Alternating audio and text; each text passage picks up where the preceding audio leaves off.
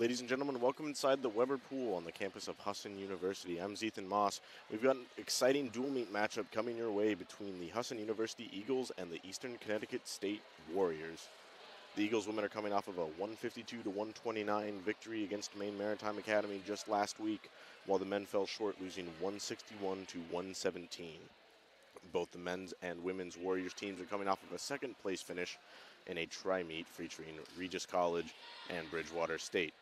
In this matchup just last year, Eastern Connecticut took victories over the Eagles on both sides last year on November 6th. So we've got a very close, exciting meet coming up with some young blood on both of these teams. And it should be a matchup to look forward to. To start off, we'll have the medley relays, followed by the 1,000-yard freestyle for both the men's and the women's, as we get ready to turn down to public address announcer Joseph Swanson for the national anthem.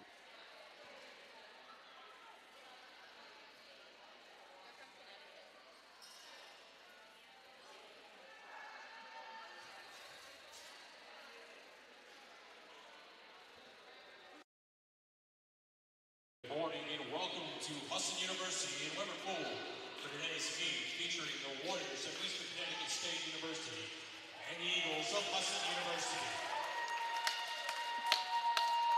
The NCAA, North Atlantic Conference, and Husson University promote good sportsmanship by the student athletes, coaches, and spectators in today's contest. Request your cooperation by supporting the participants, officials, student athletes, coaches, and team representatives in a positive manner. Profanity, racial, or sexist remarks directed at officials, student athletes, coaches, and team representatives will not be tolerated and are grounds for removal from Weber Pool. At this time, we ask you please rise and honor America with the playing of our national anthem.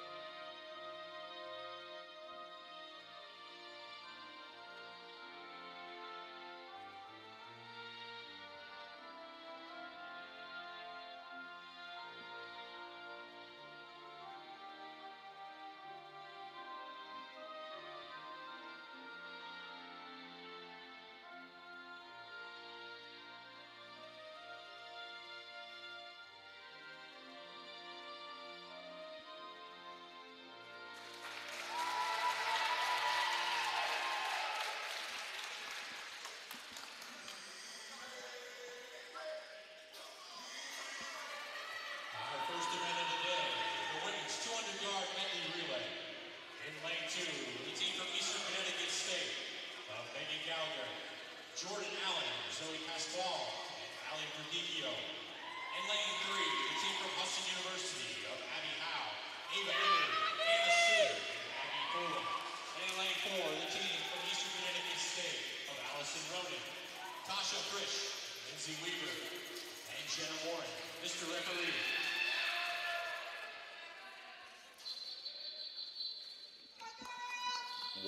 The 200-yard medley relay will be one length each of backstroke, breaststroke, butterfly, and then closing it out with freestyle. Again, we've got Eastern Connecticut State in lanes 2 and 4, and Husson University in lane 3. Off quickly is Abby Howe in lane 3 for Husson University. She's challenged quickly by Allison Ronan in lane 4 from Eastern Connecticut State. Heading into the first wall will be Ronan in lane 4. Closely followed by Abby Howe. Gallagher up there in lane 2.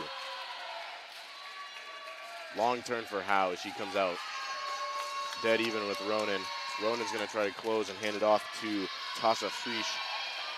It'll be Ava Emery for the Eagles in lane 3 on the butterfly leg. Excuse me, the breaststroke leg.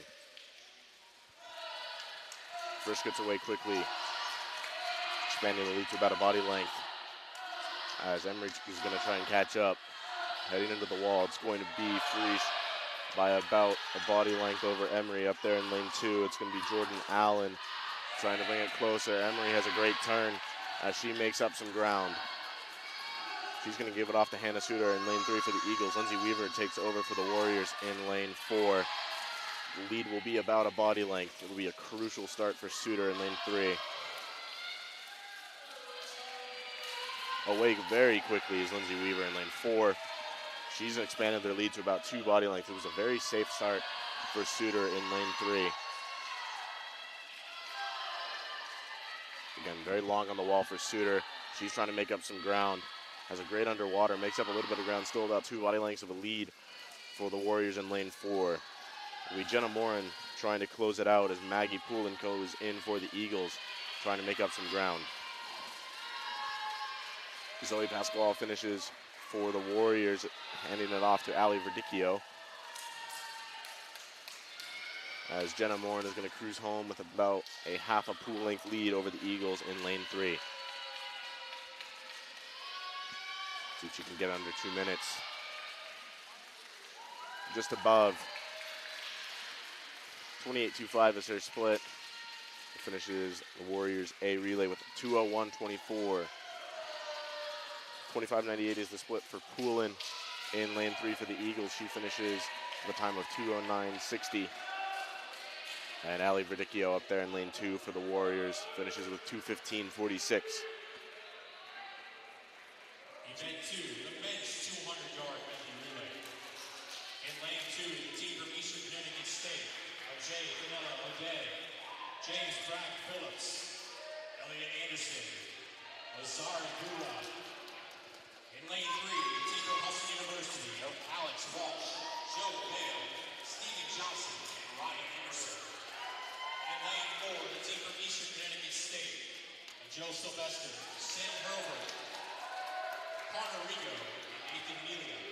Mr. Referee. For the 200-yard medley relay, Eastern Connecticut State in lanes 2 and 4 once again. Husson University in lane 3.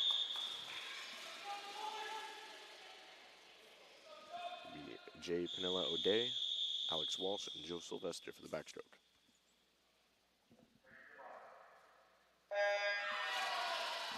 Off quickly in lane 4 is Joe Sylvester for the Warriors, but quickly right on him is Alex Walsh after a great start.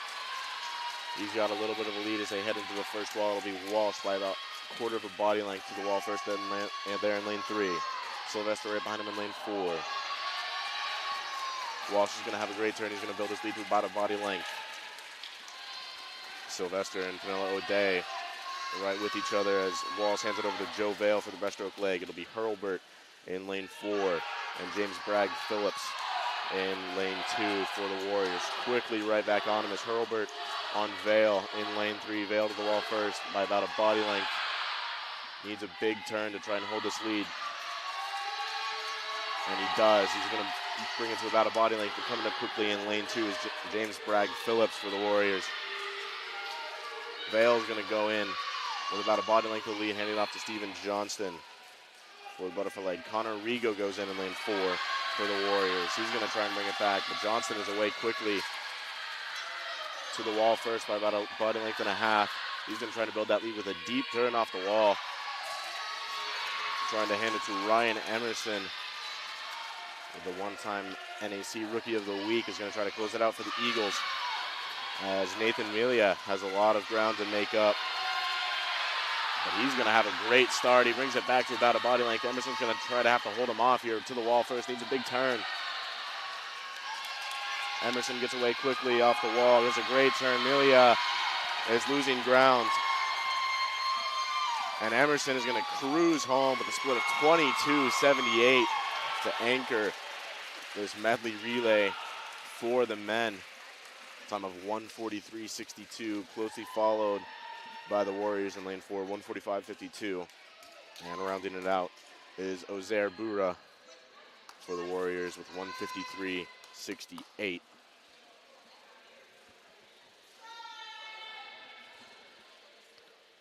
So that's a little bit of a taste of what we're going to get today. We're going to get some very competitive races. Again, this is not just the relays as it was a couple of weeks ago. from Eastern Connecticut State, Katie Roberts. In lane 3. We're going to have the 1,000-yard freestyle. So we've got 40 lengths of the pool to go. For the endurance event, it'll be Katie Roberts in lane 2, Erin Madden in lane 3 for Husson University, Jill Norbert for Eastern Connecticut State, and Maggie Poulin for Husson in lane 5.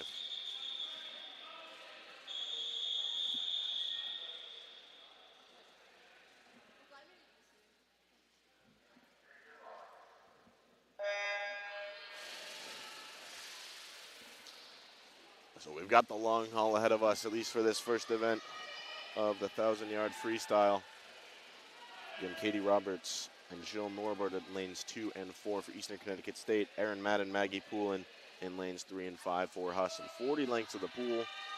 This is an endurance race, and it can really mess with you mentally. It's one of those races that seems to drag on, and you really have to figure out how to do this race mentally before you can figure out how to do it physically.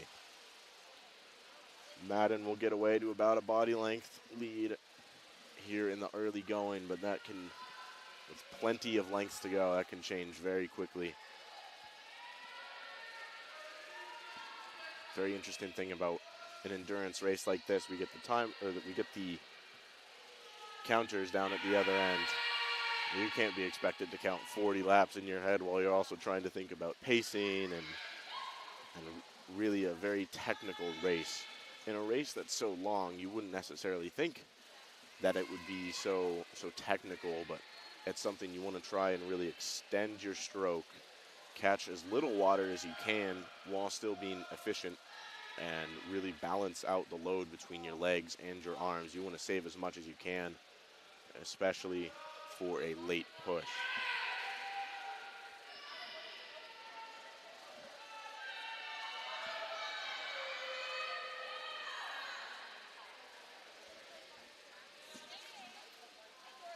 So Madden up there in lane 3, continuing to build her lead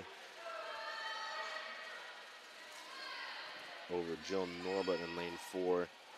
Maggie Poulin right at the heels of Norbert. And rounding out the field in lane 2 is Katie Roberts.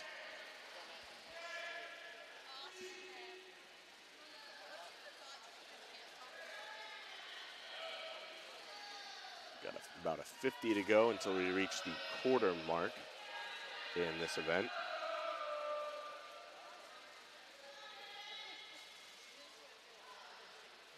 Again, we see a lot of early quick splits. Madden just split 35-81 in this one. And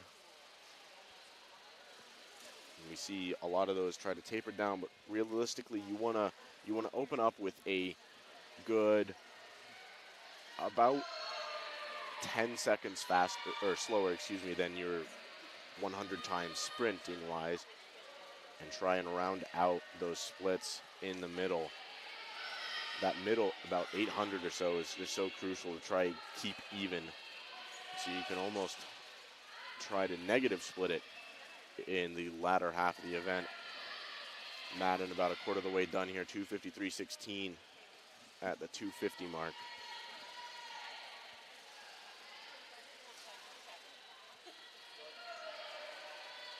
She's built to a lead to almost a pool length over Norbert in lane 4. Approaching Roberts up there in lane 2.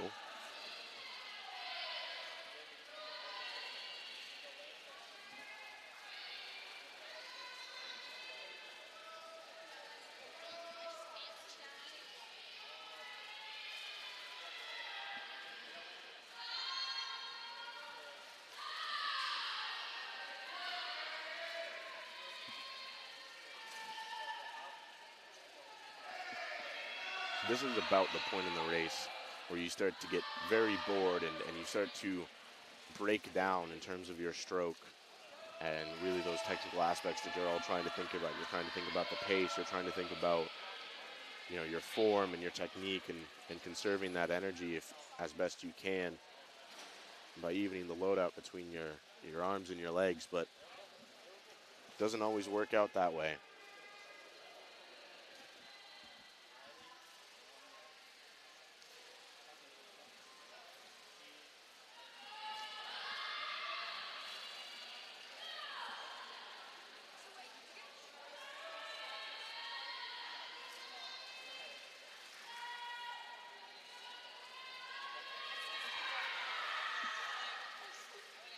has been holding some fairly even splits, which is exactly what you want to do. 36-15 was the split on that last one. 35-85 the one before. She approaches the 450 mark.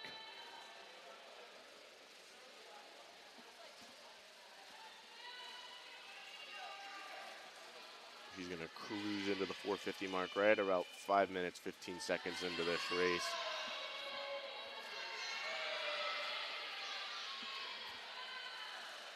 $36.19 the split on that one. Again, still keeping it fairly even.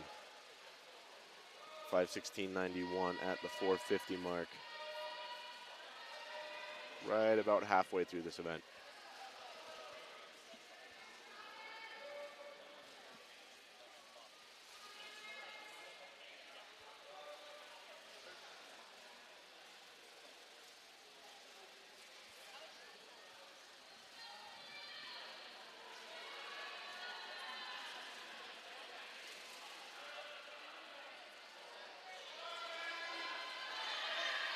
We're starting to see the strokes getting a little shorter all around the field.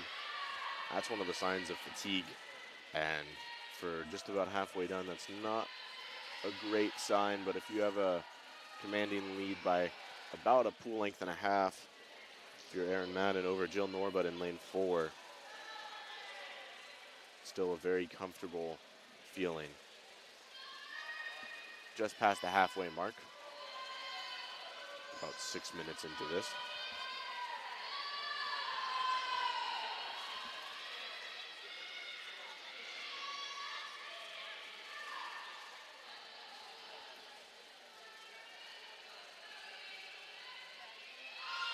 See Madden's strokes starting to pick back up. Trying to make up for a little bit of fatigue. And you see the legs starting to die a little bit. Much less of a kick than we saw earlier. We saw more of a 4-beat kick, which is about 4 kicks per stroke. Now it's about two kicks per stroke. But she started to try and pick up the pace a little bit. 36.49 on that last split. Split before is 36.75.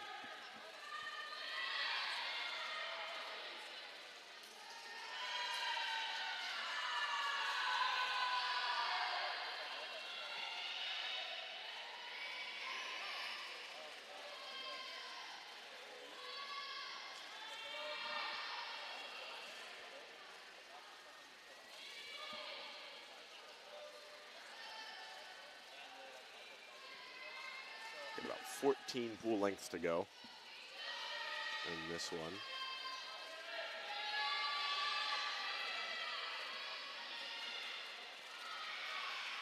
See in lane 5, Maggie Poole and her legs have just about died. You see more of a 1-beat kick, which is something you do see very often in these endurance events. Back when I used to compete, I would do that a little bit too often to the chagrin of my coaches, but we got the job done.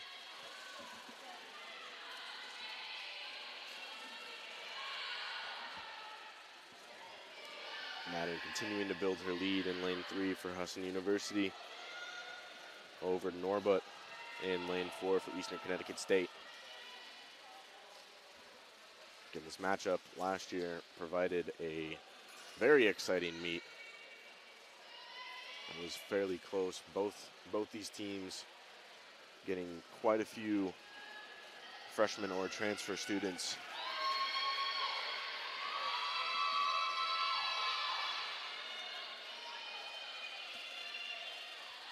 Madden is just about 3/4 of the way done with this event.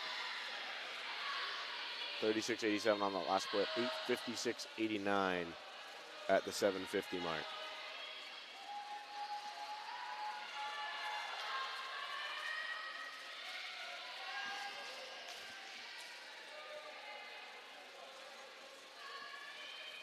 Now at this point in an event like this, you're kind of just in a daze. You're just swimming and swimming until you notice the number at the end, and then you forget how math works, and you don't remember how much you have left.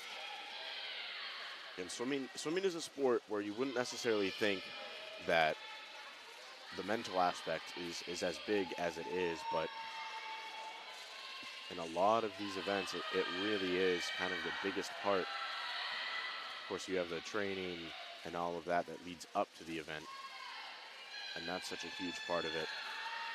But the mental aspect is one of those things that isn't really talked about. Well, at the 10-minute mark, Madden coming in on length number 34.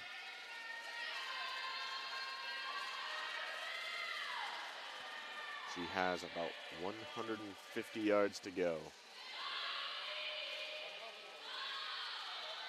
Excuse me, 200 yards to go.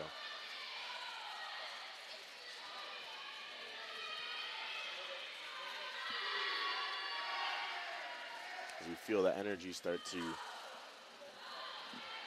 trend upwards towards the end of this marathon event at the Weber Pool.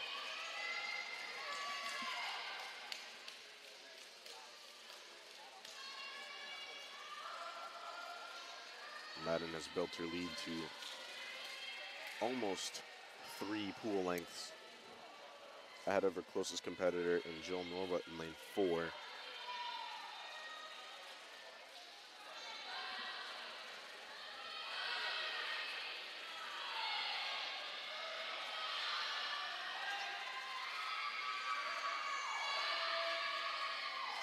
She comes home, gets ready for her final lap. Hear the cowbell go, 36:05 to the feet on that last split. And we see what energy she has left to try and finish. 122.45 on the last one.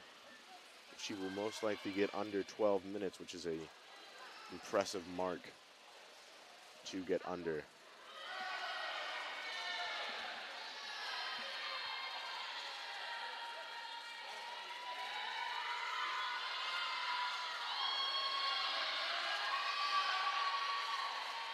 And she will, just under 12 minutes.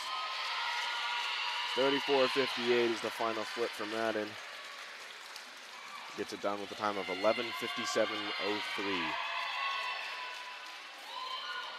It's just under 12 minutes in a 1,000-yard event. There's good pacing from Madden. Well, attention turns to lane 4, Jill Norbert, as she gets ready for her last length. Still having a couple lengths to go are Poolin in lane 5 and Roberts in lane 2.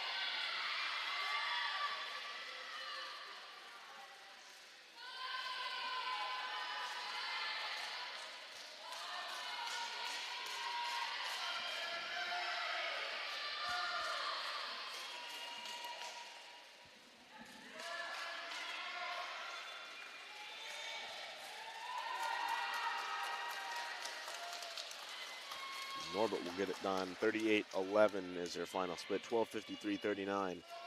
And also a respectable time, getting under 13 minutes in this event.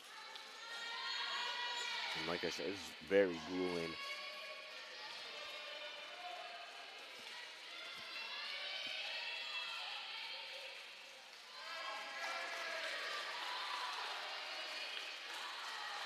And Poolin finishes.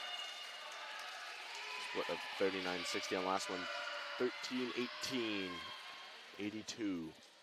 The final time for Poolin in lane 5. And Roberts in lane 2 is about to head into her final lap.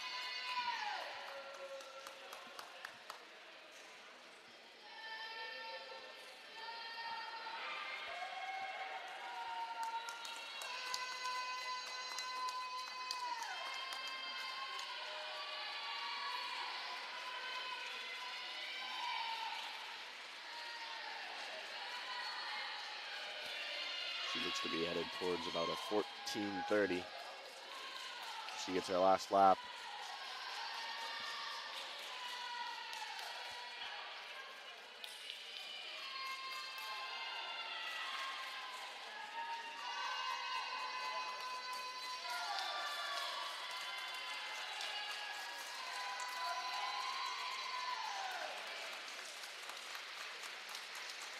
And she will get it done. 41:19 is the final split for Roberts in lane 2.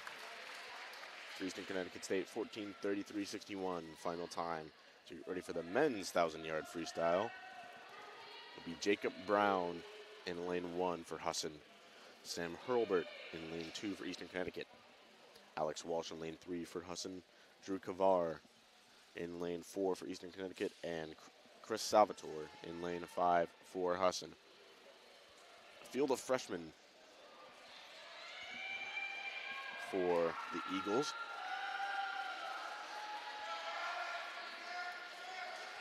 Hurlbert, also a freshman for Eastern Connecticut State. From Husson University, Jacob Brown. In lane 2 from Eastern Connecticut State, Sam Hurlbert. In lane 3 from Husson University, Alex Walsh. In lane 4 from Eastern Connecticut State, Drew Kavar. In lane 5 from Husson University, Chris Salvatore. Mr. Referee.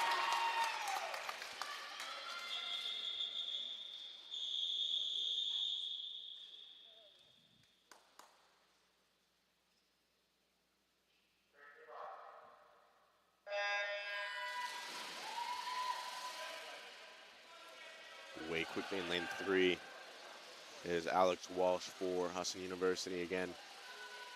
Lead not so important in the early lengths, but if you can keep building it, that's where it starts to add up, especially if you can hold a steady pace. We see Walsh about a body length ahead of the field already.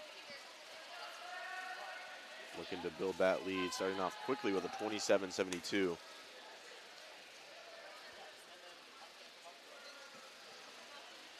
For the Eagles.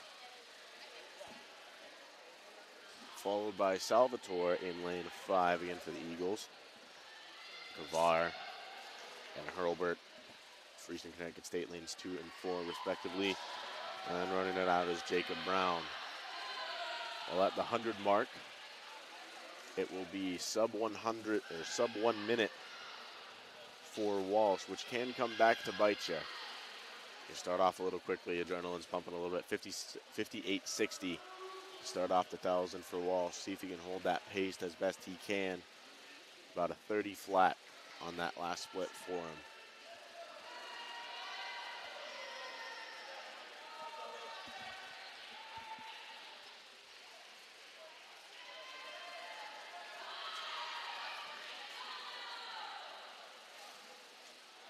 .32.40 is the split for Walsh.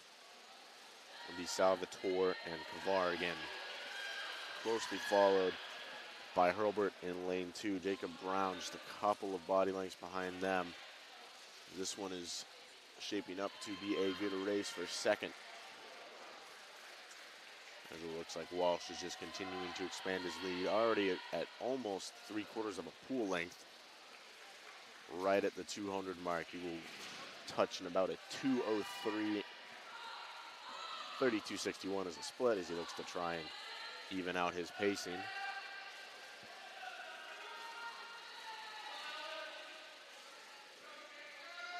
.34.96 is the split for Salvatore in lane 5. 35.77 is the split for Kavar in lane 4.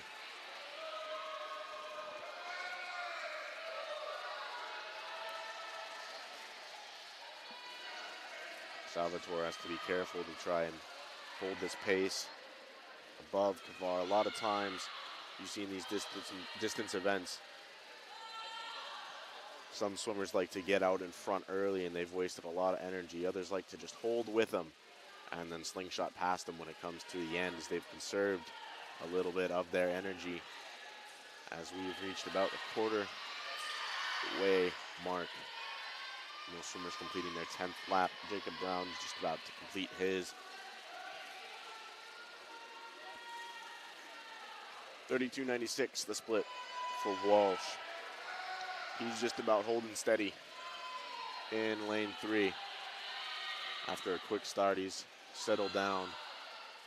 And that's one of the things you have to find quickly, is you have to find your pace and settle down as soon as you can. We see Salvatore still up in front of Kavar. Outsplitting him a little bit. 32-74 for Walsh. Again, keeping it very even, right about that 32 high mark. As you see him start to gallop a little bit on his breaths, that's when you're really trying to force yourself to take one, which is another key sign of fatigue.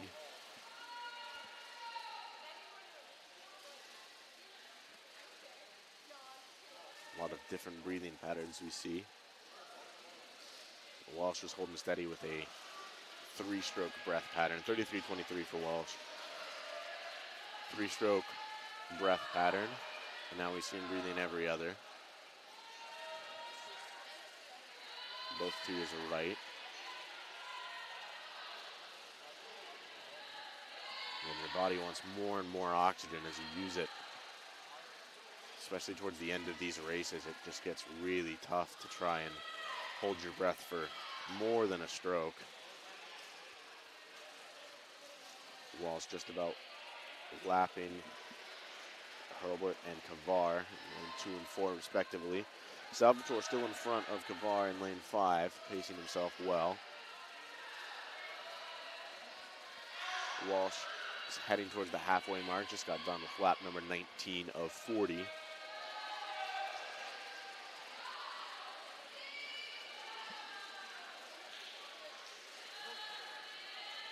Still looking very smooth. Starting to ride a little bit low in the water is Walsh.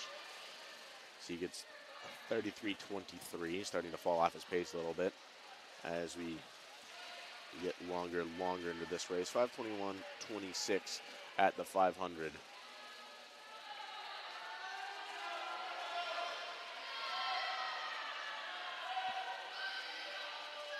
Salvatore still going strong in lane 5, continuing to build his lead.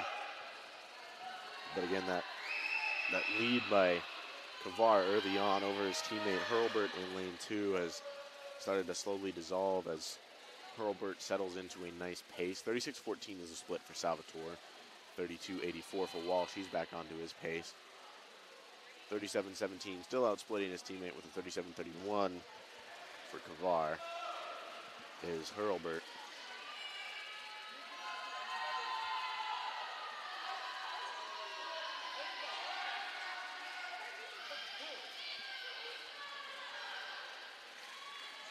Walsh now even and past his teammates, just about a lap ahead of them as him and Salvatore hit the wall at the same time. 32-95, 35-36. Salvatore starting to kick it up a little bit. He doesn't quite want to let his teammate pass him.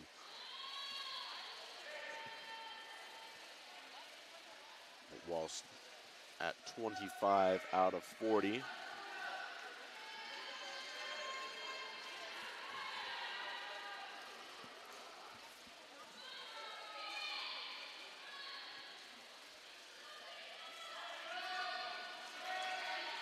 $33.25 is the split for Walsh. 35-18 is the split for Salvatore.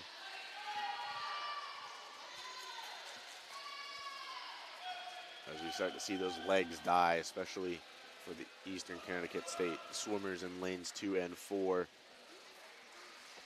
Really just a 2-beat kick. We start to see those hips and that core tightness that helps keep the hips elevated to get the most out of your kick as that starts to fall apart.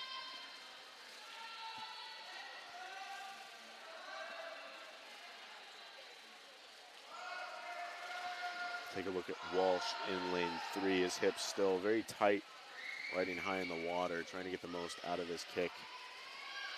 May not be the fastest, but he's trying to get the most out of it. He heads into the 3/4 mark once he finishes this lap.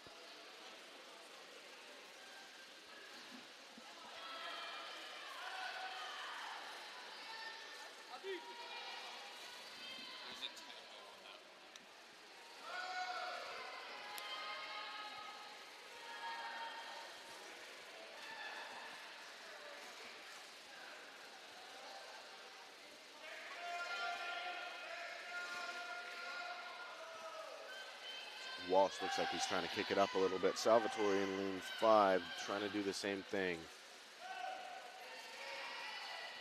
Braun in lane 1 just holding his pace. For the Warriors in lanes 2 and 4, see Hurlburt taking the third place slot at the moment. Steve Kavar, some late race magic to try and pass his teammate.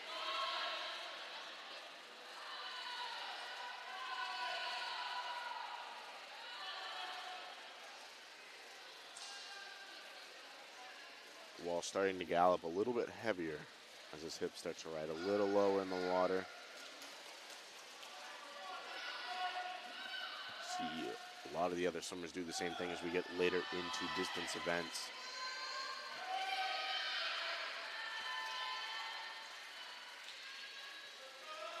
Walsh trying to lengthen out his stroke a little bit, heading into lap 36.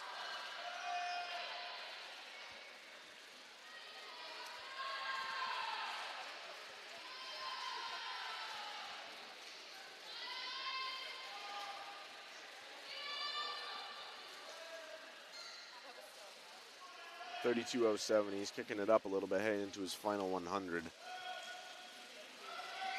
There's Walsh in lane 3. 9:44.22 at the 900 mark. As we will get ready to hear the cowbell.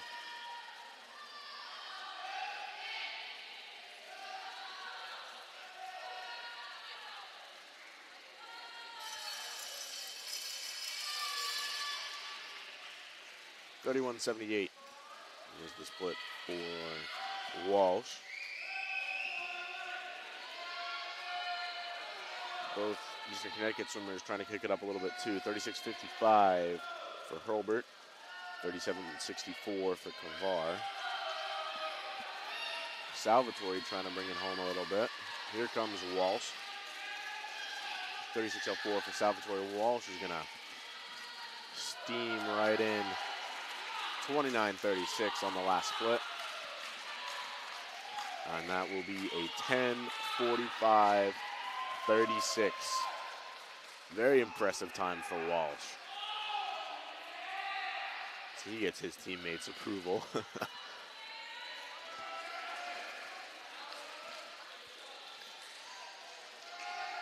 Salvatore in lane 5, heading towards his final lap.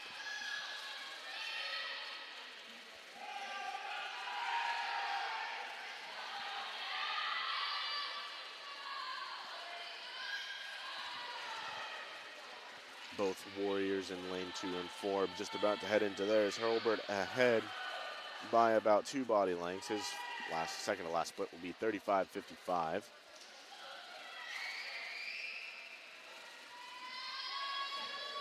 And for Kavar in lane 4, 37.27. Here comes Salvatore. He will finish last final split of 33.49 with a time of 11:49.10. Also a very impressive time, especially for this point in the season. Still not kicked it up all the way. Finishing with a final split of 33.63 is Hurlburt in lane 2. He will take third place over his teammate in lane 4 and Drew Kavar. 12:08.76 is the final time for Hurlburt. Kavar's final time, 12:16.29. To take fourth place, Jacob Brown just about to head into his final lap.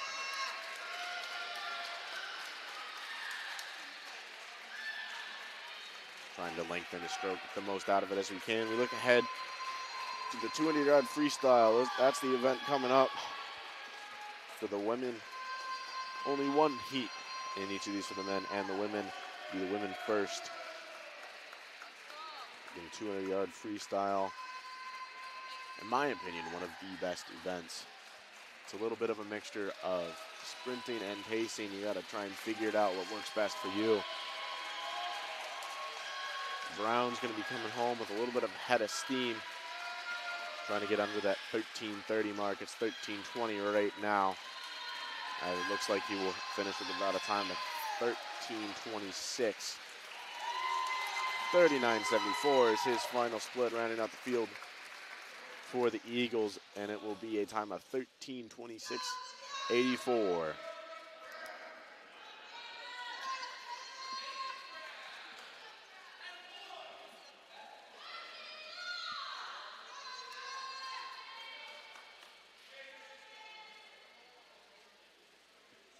we'd like to take a moment to thank today's meet sponsors.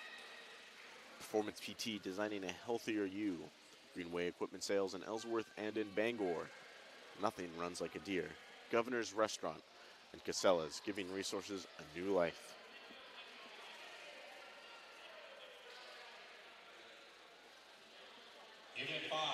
Be the 200-yard freestyle, 8 lengths of the pool, 4 laps. Keep an eye on Kayla Payson in lane 3 for Husson University. It'll be Emma Thomas in lane 1. Nancy Scanlon for Eastern Connecticut in lane 2. In lane 4 for Eastern Connecticut, Kelly Schneider. Olivia Smith for Husson in lane 5. And in lane 6, Jenna Morin for Eastern Connecticut State. Again, we're going to keep an eye on Kayla Payson in lane 3. Last year's NAC champion in this event. And just a very dominant force.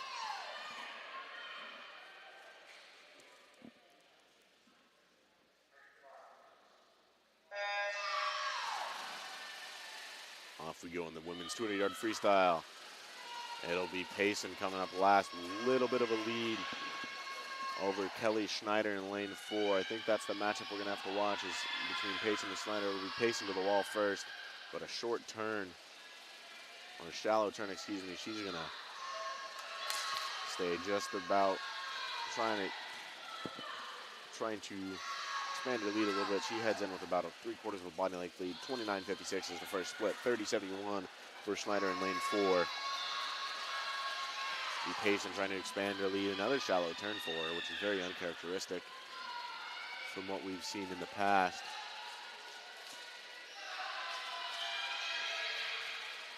She hits that one very well and gets about a body length lead over Schneider in lane 4. Coming home about halfway through this event, it'll be Payson just over a minute. 31.71 is the split for that one. It'll be Schneider 33.80. And Scanlon up there in lane 2, 34.26, trying to bring it close to her teammate Schneider in lane 4. Jenna Morin and Olivia Smith, lanes 4 and 5, have a little bit of a battle going on their own. Emma Thomas out in 4th place for the Eagles in lane 1. Payson continuing to build her lead. She's going to be coming home with a time of 32.22. On that split. She kicks it into high gear for those last 50. Schneider gonna try and get out in front of her teammate a little bit. She's doing that. Emma Thomas up there in the lane 1, holding on to it, but Jenna Morin in lane 6 is charging a little bit. See Olivia Smith falling back, but Payson far and away will be the victor in this event.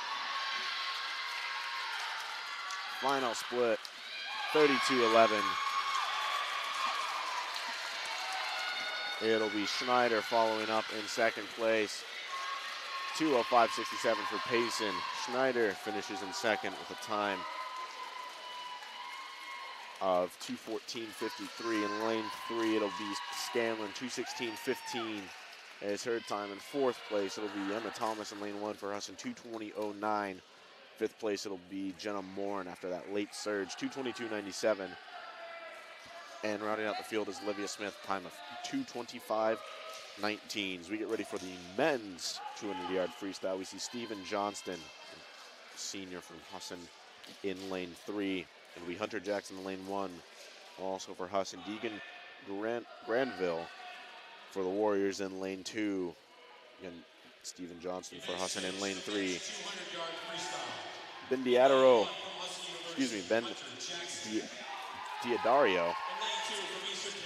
for the Warriors in lane 4. Braden Champlin in lane 5. And Jared Toffel in lane 6 for the Warriors.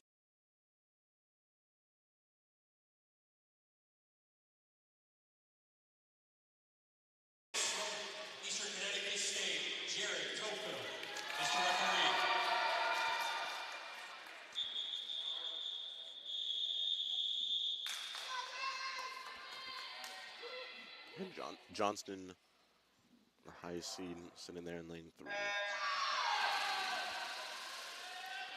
And Again, away quickly, just as expected, is Johnson in lane 3. Closely followed by his teammate Hunter Jackson up there in lane 1.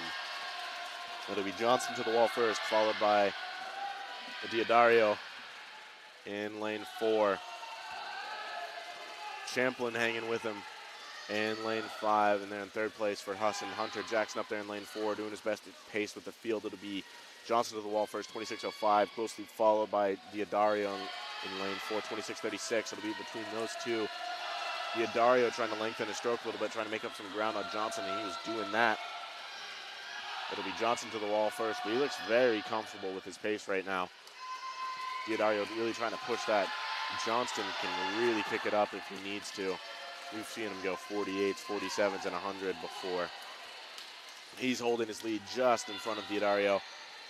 29.07 is the split for Johnson. Diodario 28.93.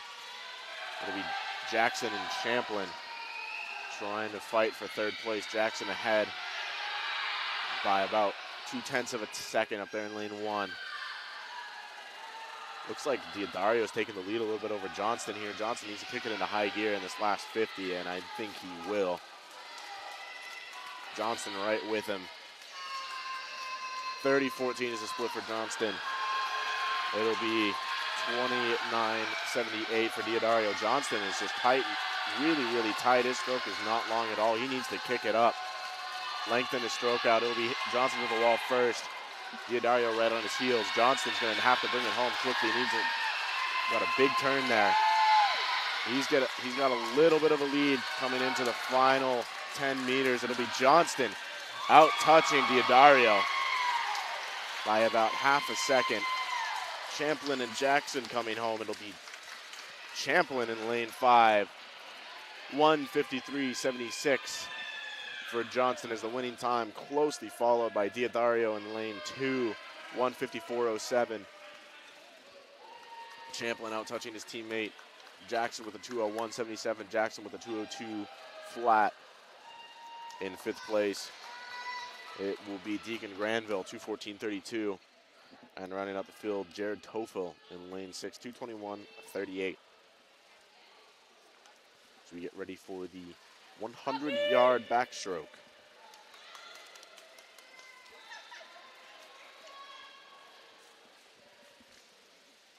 The 100-yard backstroke is such an interesting event to watch, especially for those unacquainted with the sport. Starting in the water from your back and using the flags to determine where the wall is. It's all about getting that pacing and that stroke count right. Women's 100-yard backstroke. In lane 1 from Husson University, Hannah Suter. Will be Hannah Suter in lane 1 for Husson University. Jill Norbert in lane 2 for Eastern Connecticut. In lane 3, it'll be Abby Howe, the NAC champion in this event. Allison Ronan in lane 4 for the Warriors. Sydney Jordan for the Eagles in lane 5. And Olivia Grimm rounds out the field in lane 6, once again for the Warriors.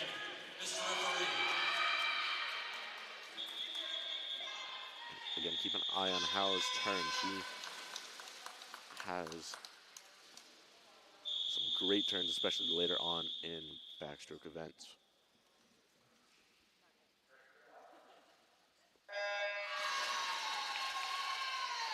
She gets away quickly. We see the long underwater. She comes up about halfway, but just about a stroke ahead of her is Allison Ronan in lane 4. She will hit first at about half a body length, closely followed by Howe. We see that big turn coming into play there. Howe brings it back all the way, just about. It'll be Norbert in lane 2, again pacing with Howe. Ronan gets away a little bit on the strokes. Heading into the turn, it'll be Ronan, 31.63.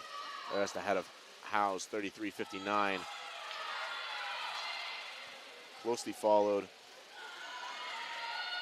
by Norbert. It'll be Sydney Jordan rounding it out in 4th for Husson, trying to fight off her teammate in lane 1, Hannah Suter.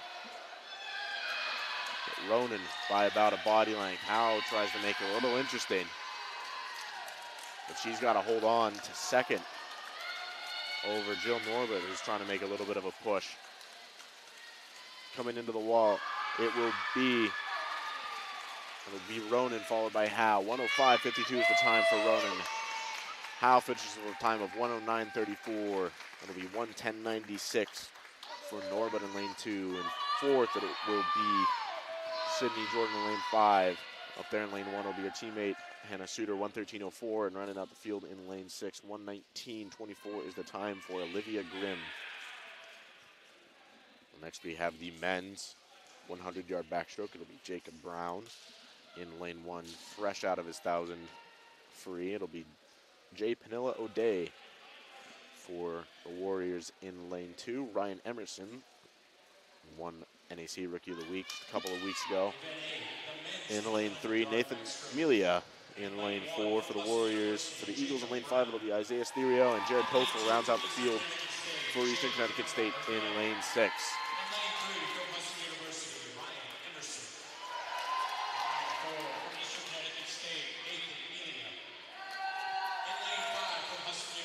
Isaiah Sterio. And in lane 6 from Eastern Connecticut State, Jared Toffel. Mr. Referee.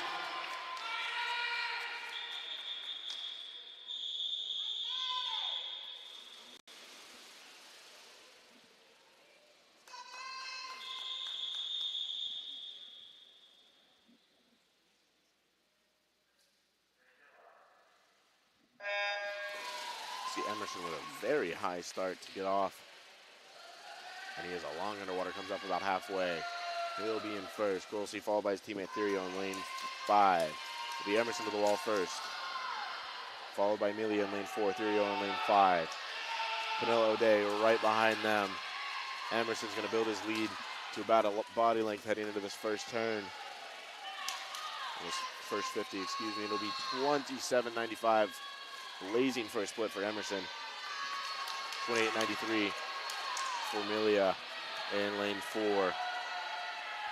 Therio just ahead of Panilla O'Day in lane 2. Trying to hang on to third. It'll be Emerson by about a body length, but a great turn by Amelia as he's trying to bring it a little bit closer, but Emerson will outpace him. Ahead by just about a body length.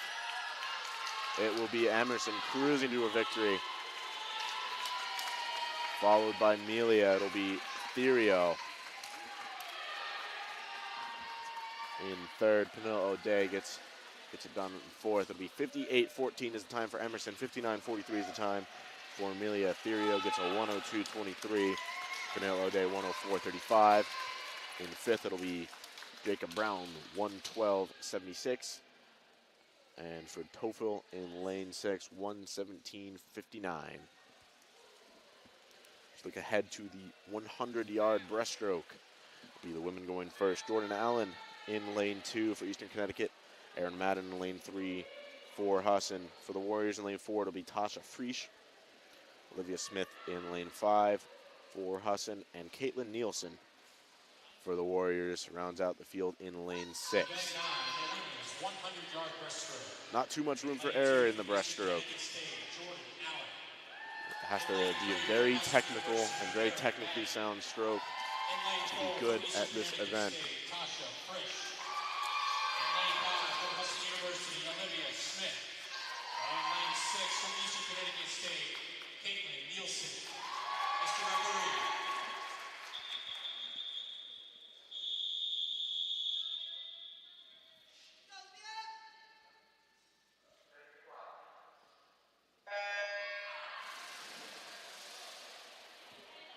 Way quickly is Frisch in lane 4. It'll be Madden coming up with the lead, but Frisch uses a little bit of a length to her advantage, gets away in lane 4. It'll be Frisch followed by Madden at the turn.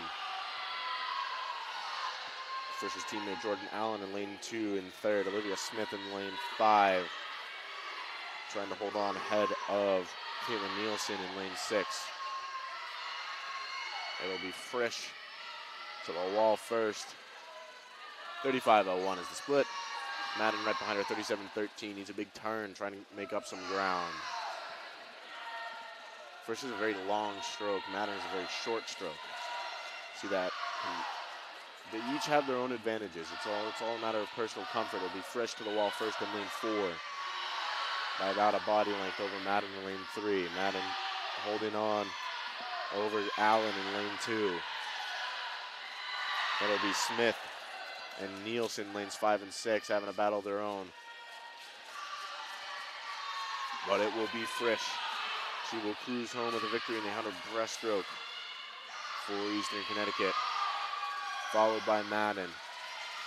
A time of 1:16:31, as it will be Smith out touching Nielsen in lane 5. 1:16:31 is the time for Frisch in lane 4. In lane 3, Mary Madden with a time of 1:19:29. It will be Allen with a time of 1:24:50. Getting it done in third place. In fourth place, it'll be Olivia Smith, 1:26:34. And in fifth, it'll be Caitlin Nielsen, 1:26:39. So we see about a 5/100th of a second difference between the two of them, and I think we will see some closer finishes than that, especially when it comes to the relays a little bit later on. Event 10, the men's 100-yard breaststroke. But it will be 100-yard breaststroke next. It'll be Ben Carusi in lane 1 for Husson, Connor Scully in lane 2 for the Warriors, Joe Vale for the Eagles in lane 3, Sam Hurlbert for the Warriors in lane 4. For Husson will be Sam Pizer in lane 5, and James Bragg Phillips in lane 6 for the Warriors.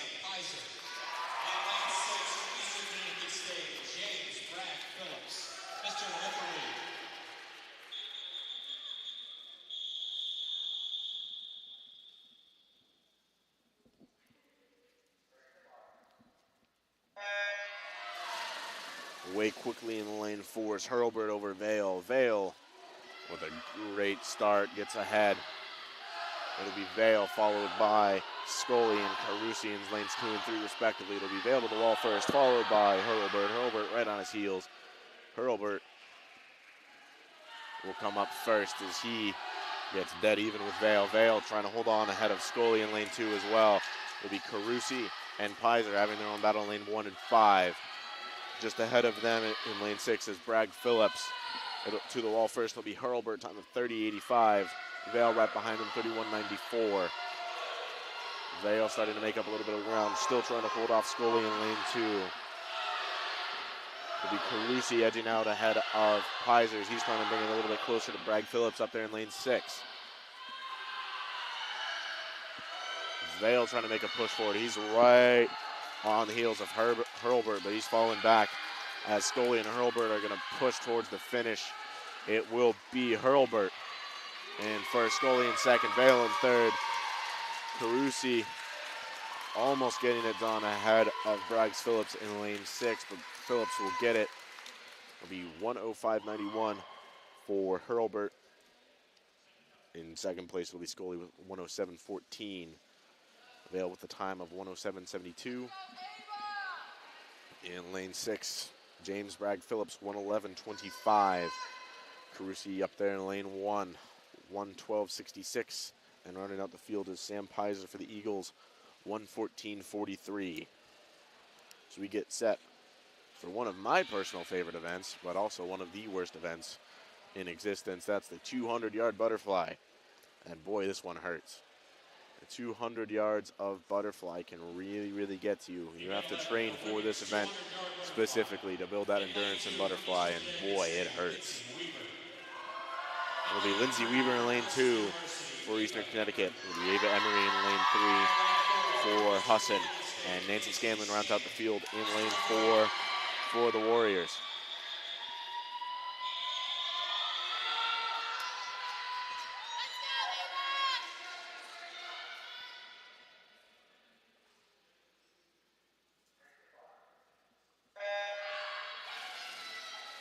This one is all about really trying to stretch out your stroke and get as much out of it as you can while still conserving energy. The butterfly is an incredibly taxing stroke, and 200 yards of it catches up to you quickly. It'll be Lindsay Weaver into the wall first, just ahead of Ava Emery in lane 3.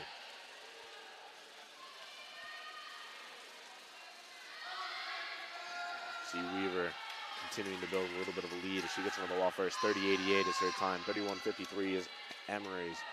And in lane 4, Scanlon's 32:72. As Emery loses her goggles.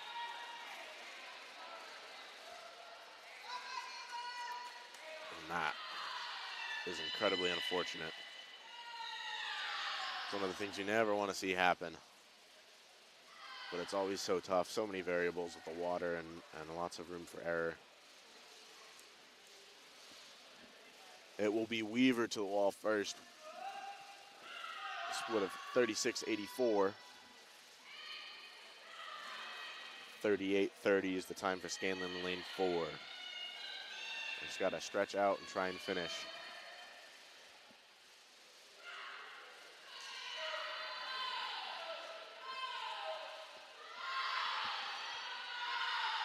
Lane 2 still ahead is Lindsay Weaver.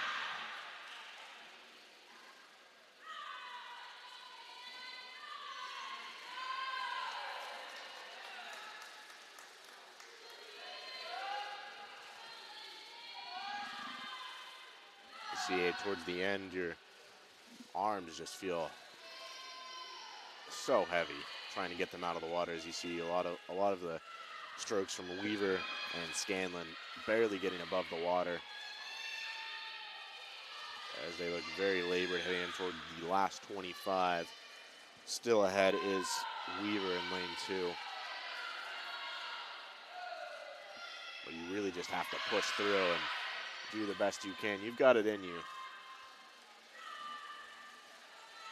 But it's always hard to try and find that.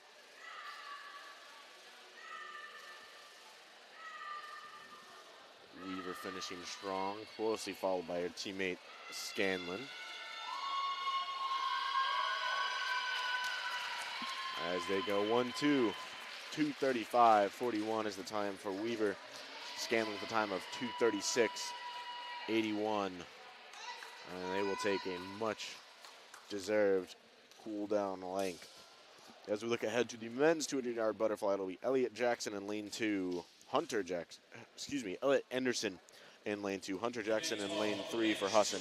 Connor Rigo for Eastern Connecticut in lane 4. And Andrew Cody in lane 5 for the Eagles.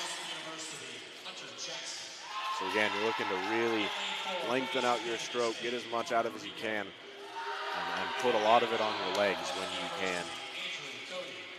Again, just a very taxing and grueling event to push through.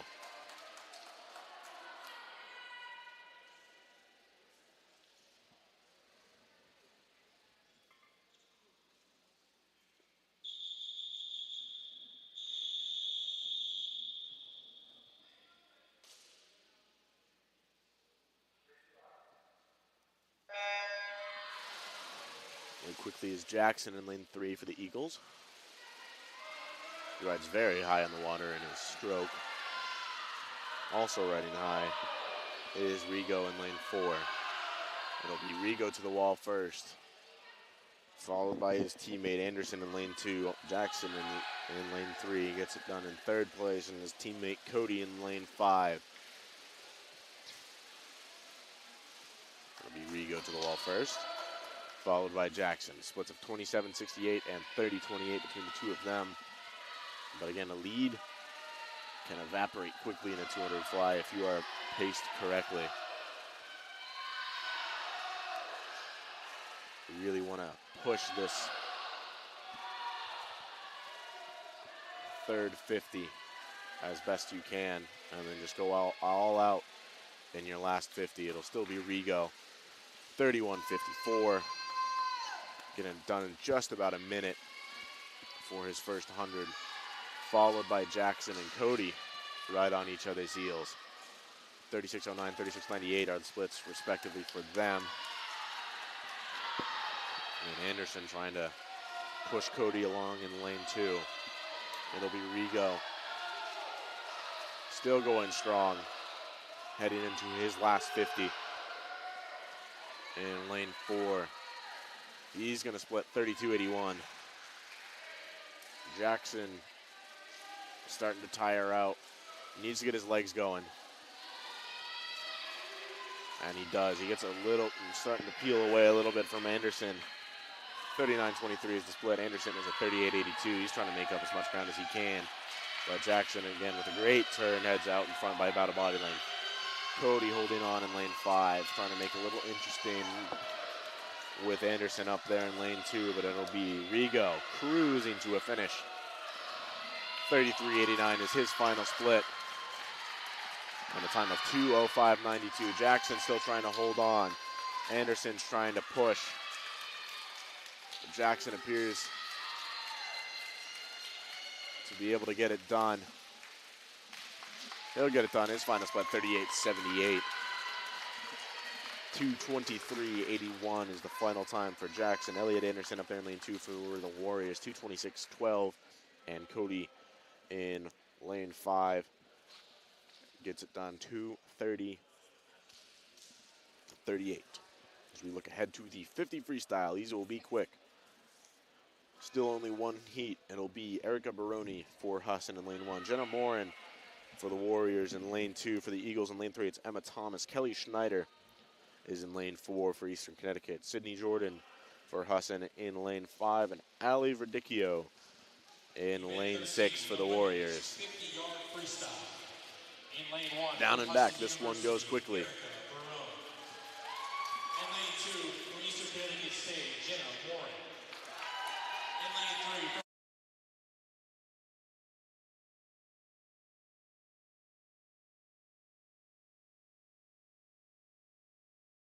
3, Sydney Jordan.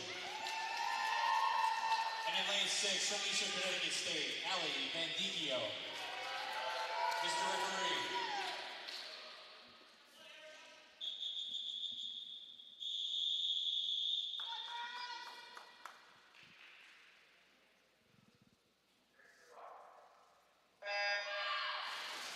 Off quickly in lane 1 is Erica Baroni. Taking the lead in lane 4 is Kelly Schneider. She's going to be first to the wall in lane 4. Schneider followed by Baroni in lane 1. It'll be Thomas in lane 2, Morin in lane 2, Thomas in lane 3. It'll be Schneider getting pushed by Thomas towards the end. Schneider is going to hold on, it appears to be. Thomas trying to make her best effort. Baroni in lane 1 also doing the same. It will be Schneider in lane 1, followed by Thomas in lane 3. Morin in lane 2. It'll be 27-35. Final time for Schneider. Thomas gets it done, 28-98. And in lane 2, 28-99 for Jenna Morin. Erica Baroni, 29-03. 29-68 is the time for Sydney Jordan in lane 5. Ali Verdicchio rounds out the field, 29-78.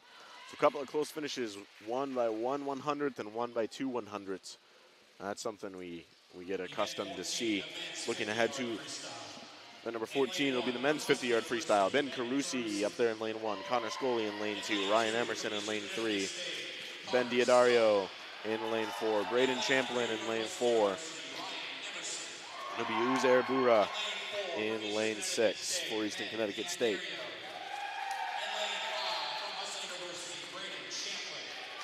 Again, down and back, this one's going to go quick. Look for Emerson or Champlin from Husson and look towards Diodario for the Warriors. And really key to get away quickly. And Champlin gets away the fastest up there in lane 5. It'll be Emerson and Champlin just ahead of the field as Emerson is going to build his lead heading into the wall. It'll be Emerson in lane 3, followed by Champlin in lane 5. Diodario in lane 4. Great turn by Scully in lane 2. He's going to try and push Emerson. Emerson's going to try to hold on. It'll be Emerson coming to the wall with about a half a body length ahead. He's going to finish first, 23-18. It'll be Diodario in lane 4, the time of 23-88. Champlin in lane 5, 24-10. 24-38 is the time for Scully up there in lane 2. It'll be Uzair Bura in lane 5, 26 flat. 26-21 is the time for Carusi in lane 6 to round out this heat. Please prepare the pool for diving. And we will take a quick break as we get ready for diving.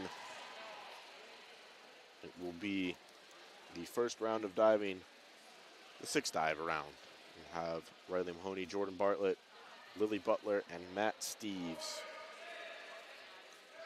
for this one. We'll be right back here at the Weber Pool on the Husson Eagles Sports Network.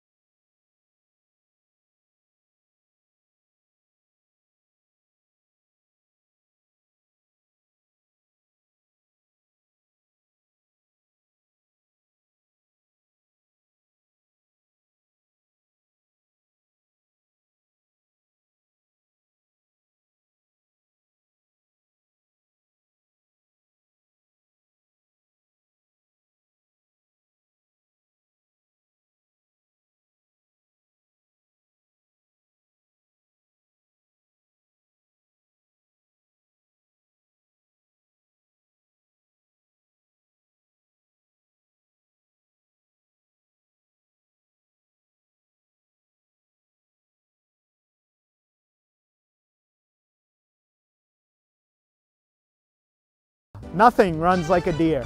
Whether you have a lawn to mow, a driveway to plow, or a garden to till, our customers know you can't beat the quality and reliability of a John Deere. And right now at Greenway Equipment Sales, we have a great offer for you. Get 0% APR fixed rate financing for 72 months on a John Deere compact utility tractor with a 6-year powertrain warranty. For more offers, go to greenwayequipment.com. See the Smith Brothers today at Greenway Equipment Sales, Ellsworth, and Bangor.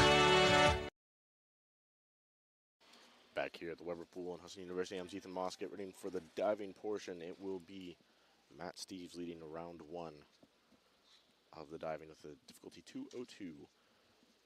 Dive 202, difficulty 1.7. Back 1 somersault, straight position.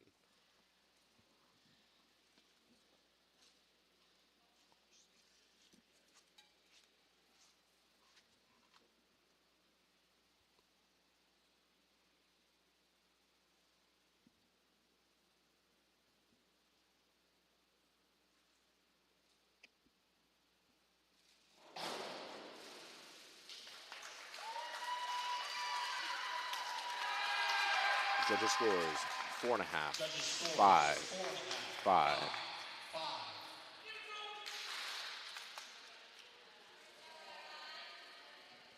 Next diver, also from Husson University, Riley Mahoney.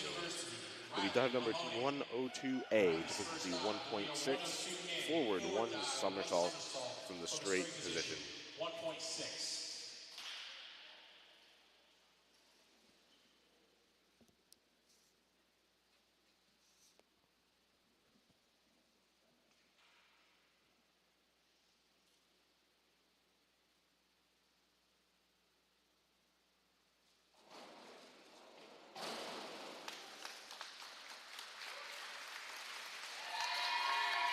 Judges scores 5, 5.5, 4.5.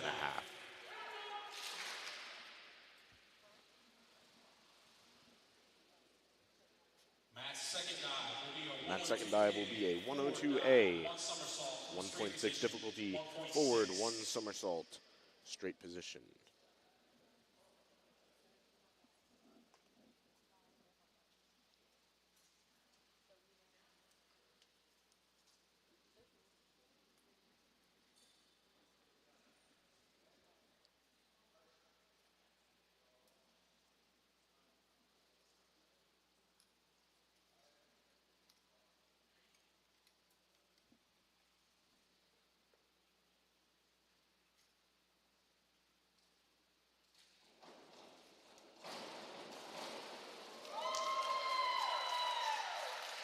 Judges scores 5, 4.5, 4.5.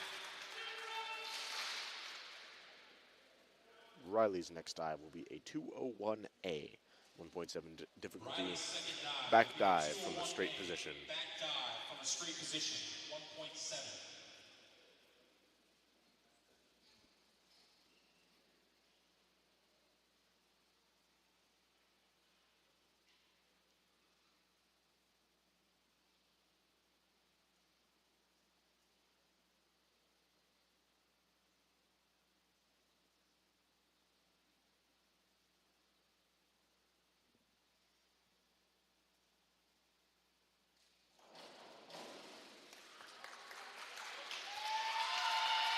Judges scores 6, 6, 5. Matt's next dive is a 402C, difficulty 1.6, forward 1 somersault from the straight position. Matt's next dive will be a 402C, inward dive, 1 somersault from a tuck position, 1.6.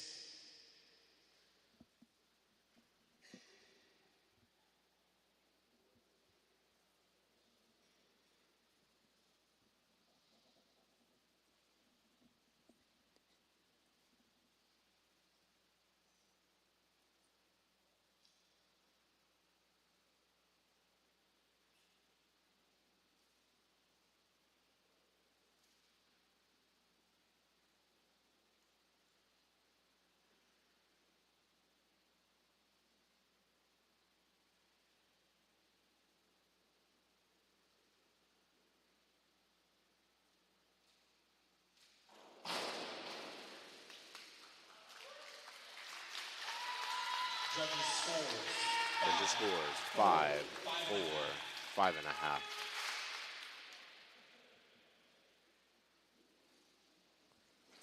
Riley's next dive is a 52-21D. Back one somersault, half twist from the free position, 1.7 difficulty. 1.7.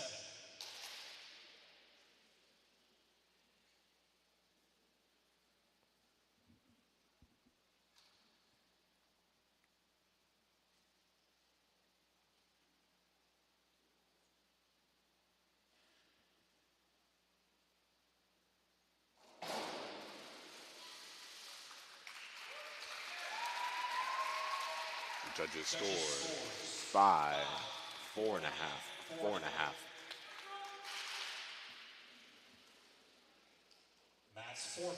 Matt's fourth dive will be 302C. Reverse one somersault from the tuck position, 1.6 difficulty.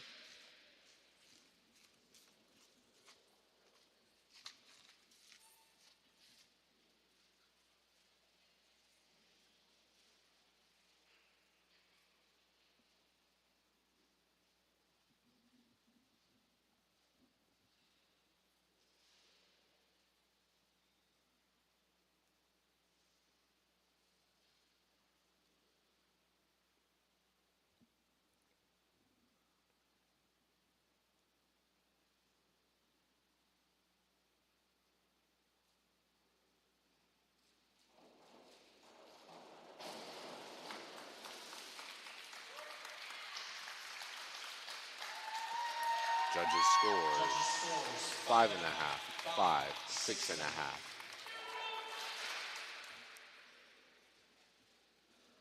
Riley's fourth dive is a 401B inward dive from the pike position, 1.5 difficulty. Pike position, 1.5.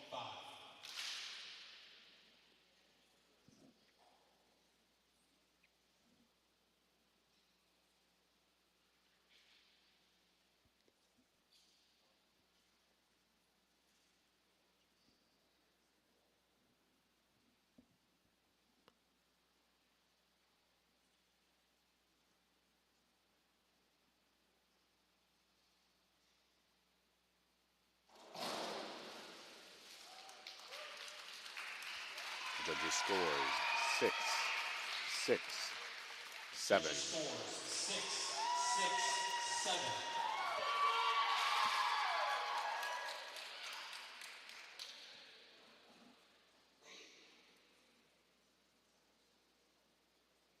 Matt's final dive in this round will be a 52-23D, back one somersault, 1.5 twists from the free position, 2.3 difficulty.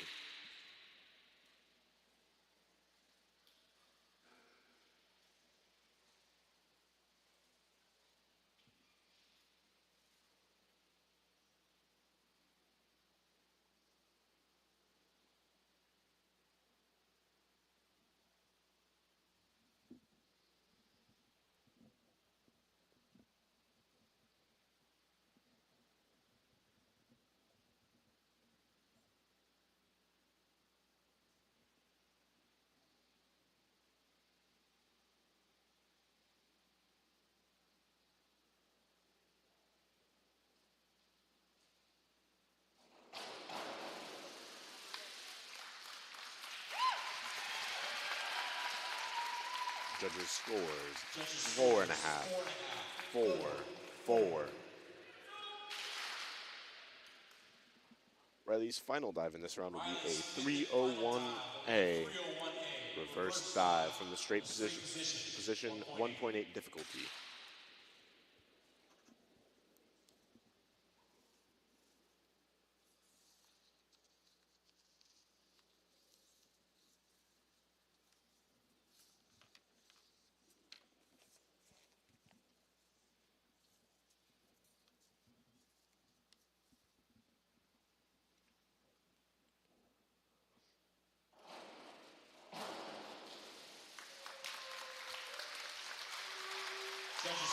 Judges scores 5.5, 5, 5.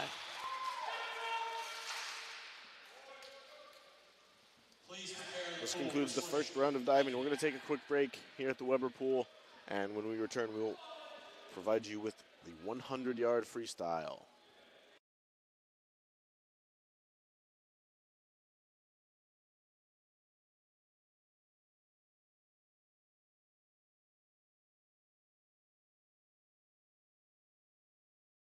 Selling is all about relationships and building trust.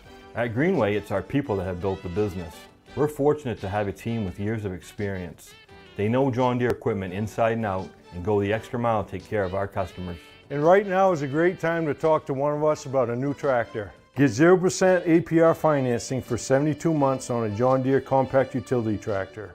Nothing runs like a Deere. From Greenway Equipment Sales, family owned and operated since 1994.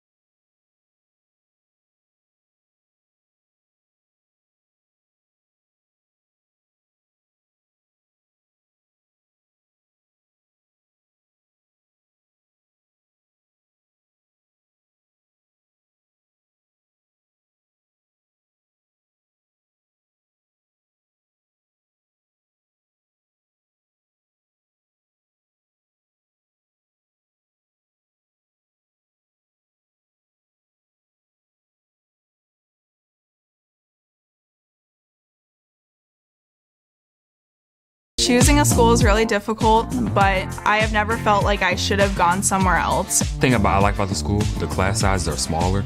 Making friends is easier here because of the fact that you are such a tight-knit community. I was shooting around a basketball. That's how I met my first friend. You meet a lot of new people from different areas of the world. I feel like I've grown so much here. And there's so many amazing people that work here to learn from. I definitely made the right decision coming to Husson.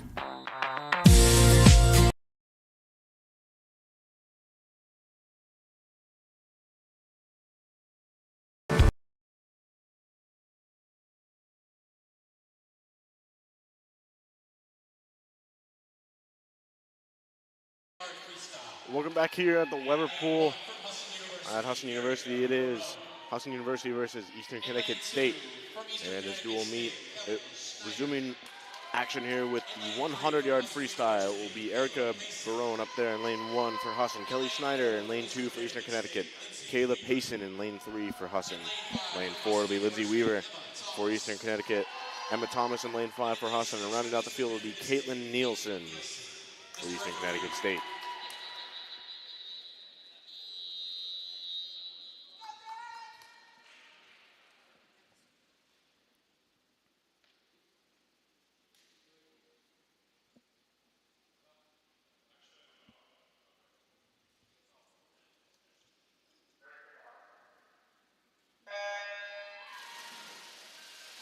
Away in the 100-yard freestyle to be 4 lengths of the pool. It'll be Kayla Payson out in the front in lane 3. She gets to the wall first, just ahead of Weaver and Schneider, neck and neck in lanes 2 and 4 respectively. Also up there in lane 1 is Erica Barone. She's trying to get in front of Schneider.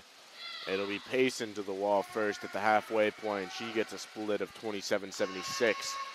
And she's ahead by about a body length, but a great turn by Schneider in lane 2. Weaver trying to do the same, trying to challenge her a little bit. Barone is falling back. It'll be Thomas in lane 5, Nielsen in lane 6. Payson ahead, continuing to expand her lead by still about a body length. It'll be between Schneider and Weaver for second. Schneider holding off Weaver so far, ahead by just about a stroke. It'll be Payson coming home with a victory. 30.08 is her final split. It'll be Schneider in lane 2, Weaver in lane 4. Payson gets it done with a time of 57.84. And no, it'll be Weaver in lane 2. 1 minute flat 46, 1 minute flat 69 is the time for Schneider in lane 2. In fourth, it'll be Emma Thomas in lane 5 for Husson with a time of 104.98. Barone up in lane 5. 105.86, and running out the field 106.48 is the time for Caitlin Nielsen in lane 6. Next we'll have the men's 100-yard freestyle. It'll be Braden Champlin from Husson up there in lane 1. In lane 2, James Bragg Phillips for Eastern Connecticut State. Stephen Johnston, we've seen him rip some pretty good times today. In lane 3 for Husson. Ben Diodario in lane 4 for Eastern Connecticut State. Andrew Cody in lane 5 for the Eagles, and for the Warriors in lane 6 will be Drew Kavar. In lane 5 from Husson University, Andrew Cody. And in lane 6 from Eastern Connecticut State, Drew Kavar. Mr. Referee.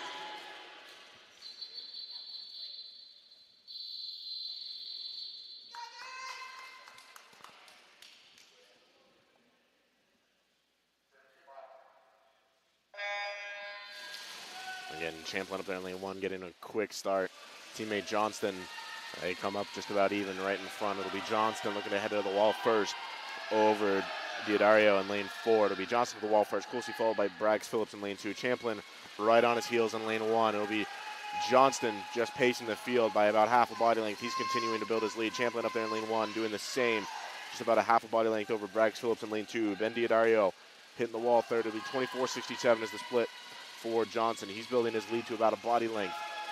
Champlin holding on, trying to fight for second over Diodario in lane 4. Diodario to the wall, second behind Johnston. It'll be Champlin third. He got a great turn. He's going to make up a little bit of ground. Right on the heels of Johnston is Diodario. It'll be Johnston cruising home, followed by Diodario. Champlin gets it done in lane 1 for third. It'll be Cody in lane 4, or in lane 5, excuse me.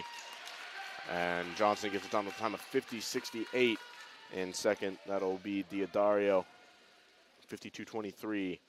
In lane 1, it'll be Champlin with a time of 53.78. In fourth, it'll be Andrew Cody with a time of 55.99. And in fifth, it'll be James Bragg Phillips, 56.61. And right out the field in sixth place, it'll be Drew Kavar, 57.31.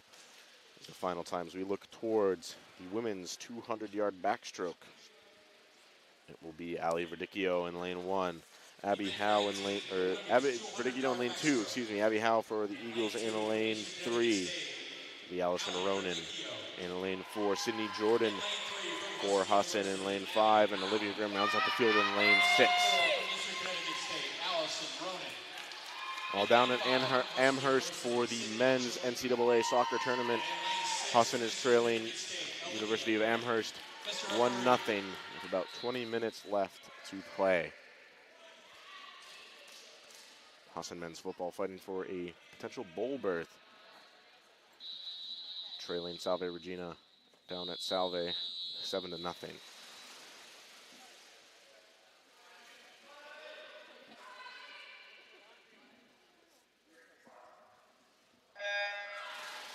Howe gets away quickly in lane 3. Verdicchio up there in lane 2, just the same. Long start for Howe, followed by Ronan in lane 4. We saw those two go toe-to-toe in the 100 backstroke earlier today. And this one's a little bit different. It'll be Ronan to the wall first, followed by Howe. To round out the top 3, it's Verdicchio in lane 2, keeping pace with them. This one's a little bit more about pacing than a lot of the other 200 events. Your legs can get really tired. It'll be Ronan to the wall first on the first 50. 34.08 is her split. 34.69 is the split for Howe in lane 3. Those two keeping right close with each other. It'll be Jordan in third place for Husson University so far in lane 5.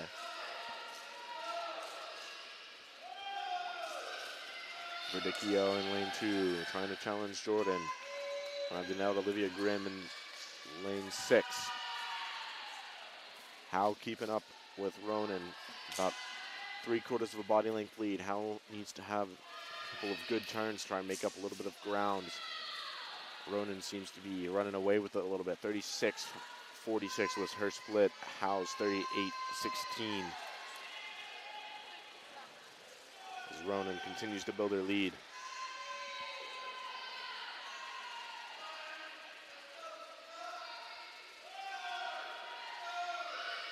Howe has a great turn on that one. She brings it back to about a body length heading into the final 50. Jordan still securely in third in lane 5. Up there in lane 2, Ali Verdicchio. And Olivia Grimm in lane 6. Just about even with each other. Well, swimming away with it is Ronan in lane 4. Abby Howe just cruising along, finding her pace. As Jordan tries to make a little bit of a push to bring it back on Howe. But it will be Ronan cruising home with a victory for the Warriors.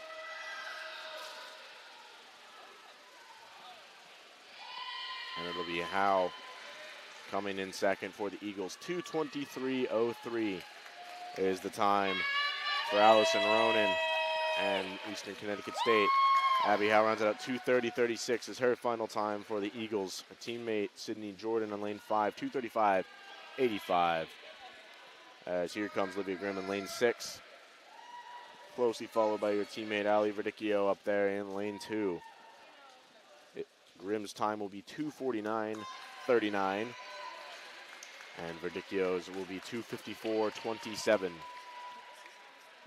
So we look to the men's 200-yard backstroke. It'll be Jay Panilla O'Day up there in lane 2. Ryan Emerson in lane 3 for Husson. Nathan Milia for Eastern Connecticut State in lane 4. We saw those two, Emerson and Milia, go head-to-head in the 100 just a few minutes ago. Alex Walsh in lane 5. Hasn't swam since his 1,000 early on in this event, or in this meet. And Tofil in lane 6 for the Warriors rounds out the field.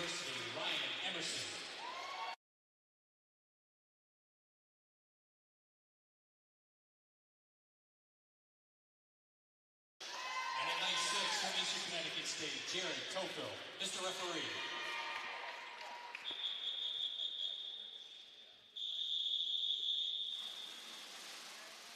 And look for Emerson and Melia to go head-to-head in the middle of the pool, lanes 3 and 4.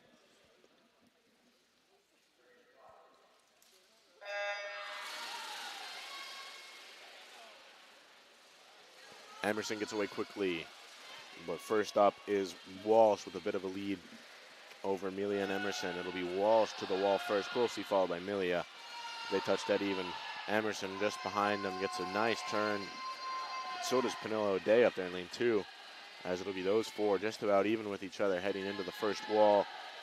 Toefel in lane 6. That'll be Walsh to the wall first, closely followed by Amelia. Walsh with a split of 30-20, Amelia 30-48, and Emerson 31-48. As Emerson just looks to be cruising along, trying to find his pace. Looks like he's going to try and make a push later on in this event. It's Walsh still with the lead in lane 5. Now by about half a body length. Emerson gets a good wall and is starting to bring it back a little bit on Amelia in lane 4. It'll be Walsh still with about a half a body length lead as they finish the halfway point of this race. 32-35 is the split for Walsh. He's continuing to build his lead. Emerson's bringing it back a little bit on Amelia. But Walsh a little bit fresher than these other two. Hasn't swam since his 1,000, which was the second event for today. Emerson, with a little bit of an awkward wall, still manages to get something out of it as he brought it all the way back to Amelia. He's right on his shoulders. Walsh still about a body length lead. Head into this last 50. He gets it done. 32-38 is his split. Amelia gets 34-95, and Emerson outsplits him 34-17. Amelia starting to ride low in the water. Emerson gets his legs going. He's going to pass him for second. Walsh is still chugging along in lane 5 by about 2 body lengths. He will cruise to a victory. It'll be Emerson getting the touch over Amelia on the far wall. He's starting to get a little bit of a lead on Amelia as he's going to build that. It'll be Alex Walsh finishing in first. 31-10 is his final split. 2:06.03.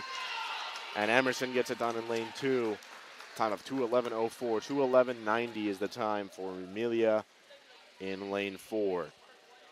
Panilla O'Day finishes with a 38.47 on his final split and a final time of 2:24.32. And it looks like he lost his goggles on that one, and that's not a great feeling. And in lane 6, it'll be Jared Toefel finishing it out as he comes to the wall. Final split, 42.25. And a final time of 2:50.25.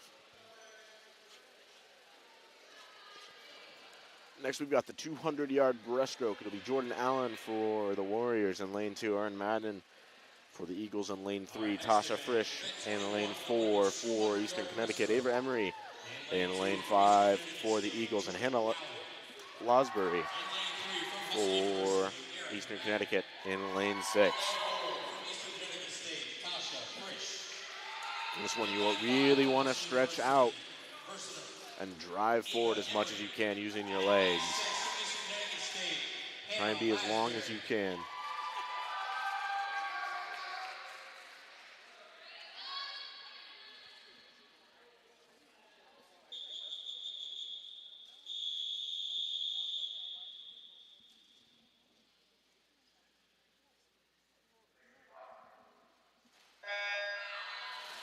We saw Madden and Frisch go head-to-head in the 100-yard breaststroke earlier today. We'll see what they can do here as it'll be Frisch with the early lead over Emery and Madden.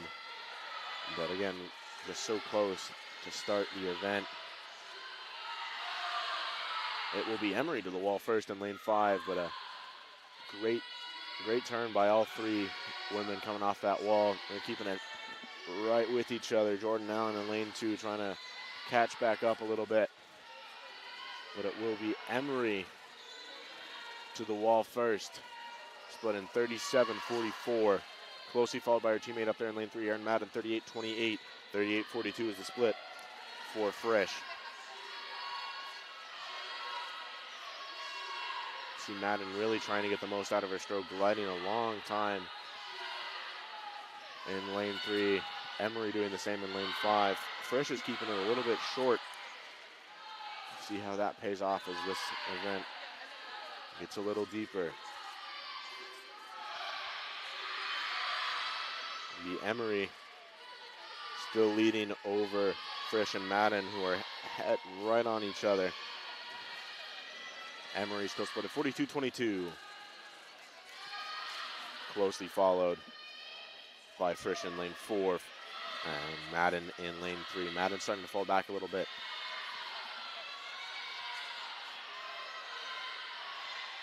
As it will be Emery continuing to build her lead over Frisch. Jordan Allen up there in lane 2 falling back a little bit, but she's starting to bring it a little bit closer to Madden in lane 3. Madden has a great turn and she moves ahead of Frisch in lane 4. And Allen starting to bring it a little bit closer to her teammate Frisch. Emery split at 43-16, still ahead by about 3 body lengths over teammate Madden in lane 3. 45-32 is the split for Madden. And 48-31 is the split for Frisch. See the strokes getting a little shorter for everybody. Not as much energy in the legs, trying to get it done with the arms now on the last lengths of this event. Emery still with a good lead over Madden in lane 3, about 2 body lengths. Madden's trying to bring it closer. She's got a little bit of a push on her towards the end. And Frisch trying to hang with the leaders, as it will be Ava Emery cruising to a victory. 45-41 is her final split. 2:48-23 is the winning time for Emery in lane 5. In lane 3, it'll be Erin Madden, 2:52.81. Good for second place. And third with the time of 3 minutes, flat 20, is Frisch. She looked dead tired as she finished out that event. And that's what a little bit of a quicker pace can do to you. If you start off a little bit too quick, it'll be Jordan Allen in 4th, 3:12.49. And finishing out the field in lane 6 is Anna Lasbury. She gets it done 3:26.54. And now for the men's 200-yard breaststroke, it'll be Connor Scully in lane 2 for Eastern Connecticut. Joe Vale in lane 3 for Husson. Sam Hurlbert in lane 4 for the Warriors. For the Eagles in lane 5, it's Sam Pizer and Dagan Granville for the Warriors in lane 6. Again, look for longer strokes to start off this one. Try and make that endurance last as long as you can. Try and make a little bit of a late push. In lane 3 from Husson University, Joe Vale. In lane 4 from Eastern Connecticut State, Sam Hurlbert. In lane 5 from Husson University, Sam Pizer. And in lane 6 from Eastern Connecticut State, Dean Granville. Mr. Referee.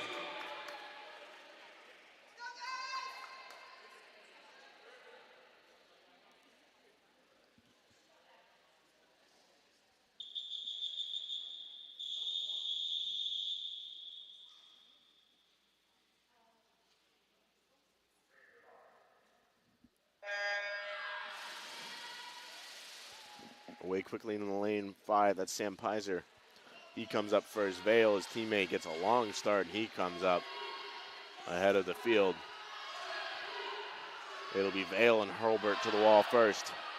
Scully in lane 2 right with them. Pizer and Granville in lanes 5 and 6 get in the battle of their own. It'll be Scully and Hurlbert just ahead of Pizer. It'll be Scully looking to get to the wall first ahead of his teammate in lane 4. It'll be Hurlbert. 32.74 is the opening split for him. Just over his teammate in lane 2, and Connor Scully. Vale just behind them.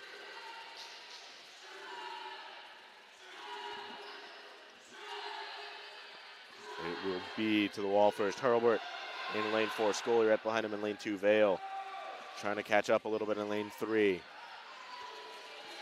And Scully gets a great wall and pulls ahead of his teammate. Vale still a very long stroke. Getting the most out of his legs as he can. Looks like he's trying to get a late push. 36.51 is the split for Scully. 39.46 for Vale. Pizer in lane 5, 41.24. And looks like Scully and Hurlbert are still pulling away from Vale as we are now past halfway in this event.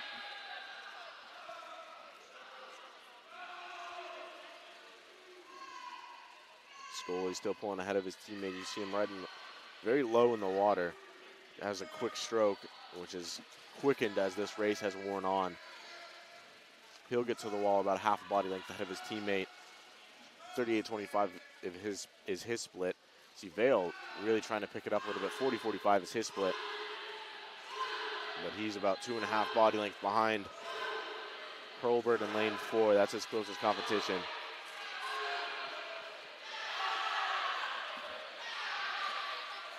We're looking to close it out is Scully as he gets his pull out. Very short off the wall. And starting to catch up a little bit, but too little too late is Hurlburt. It will be Scully to the wall first for the Warriors, followed by his teammate Hurlburt in lane 4. 2:25.98 is the winning time for the Warriors in lane 2. That's Connor Scully. Sam Hurlburt in second, 2:28.30. Joe Vale for the Eagles in lane 3, 2:35.81.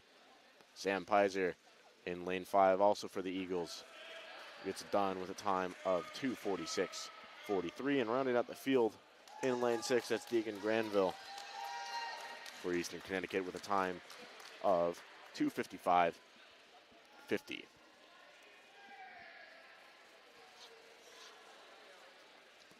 Next, we have the 500-yard freestyle.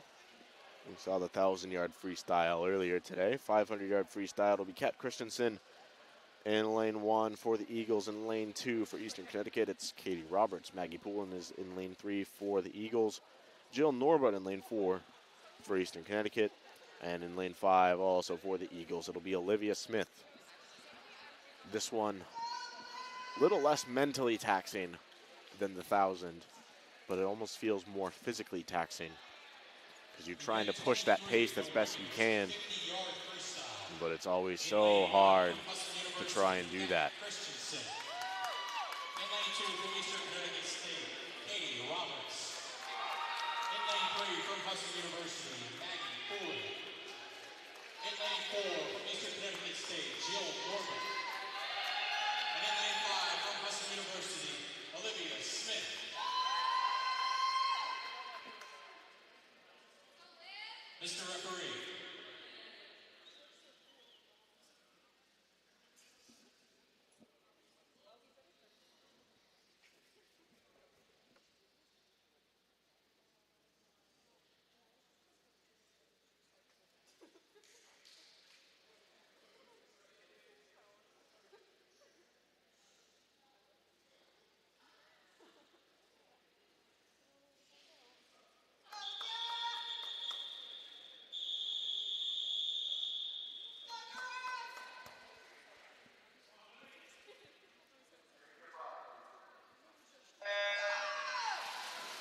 And here we go in the 500-yard freestyle for the women.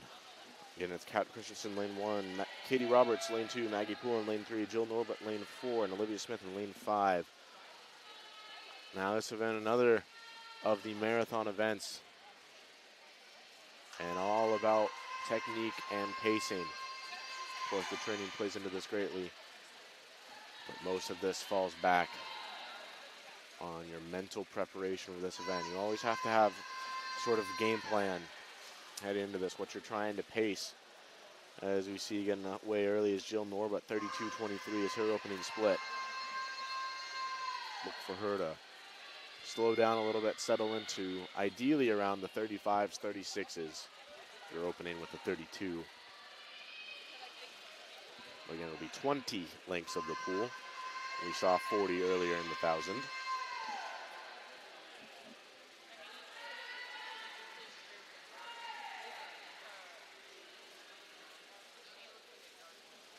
Again, we saw Katie Roberts, Maggie Poulin, and Jill Norbert in this event in the 1,000 earlier. And it's Norbert again pulling away with it at this point. Again, that can dissolve rather quickly in an event that is this long. You can pace yourself a little too quickly to start off, and that can come back to bite you. As you already see Poulin in lane 3 trying to make up some ground. Teammate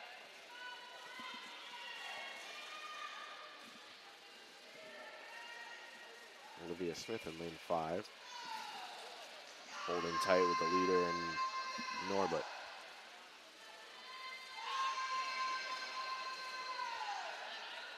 Just about a second and a half difference between Norbert and the teammates of Poulin and Smith.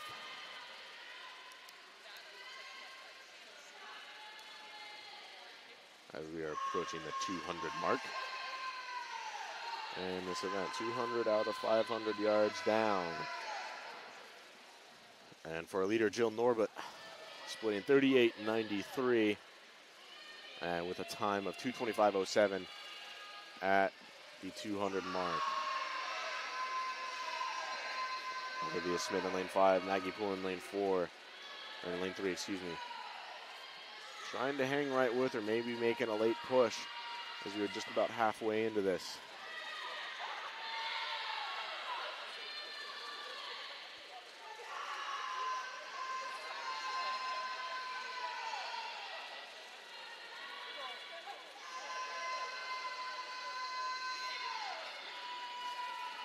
The halfway point, just under 3 minutes, 5 seconds for Jill Norbert.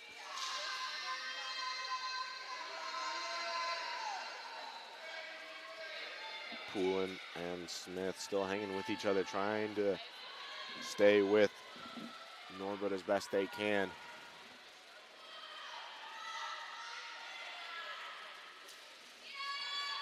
Getting to the 3:30 mark. About halfway done with her race is Kat Christensen up in lane 1 for the Eagles. And settling into a comfortable pace, that's Jill Norbert. 3:43.23 at the 300 mark. Olivia Smith still a little bit out splitting her, trying to catch up as best she can, but a lot of length to go with not too much left in the race to make a move.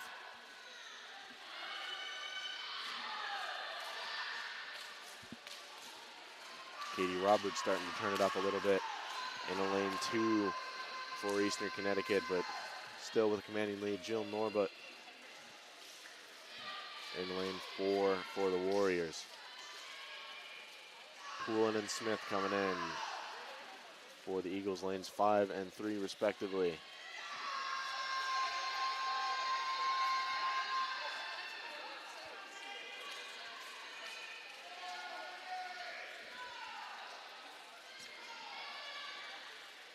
Norbert comes in with just a little bit over 100 left to go in this event.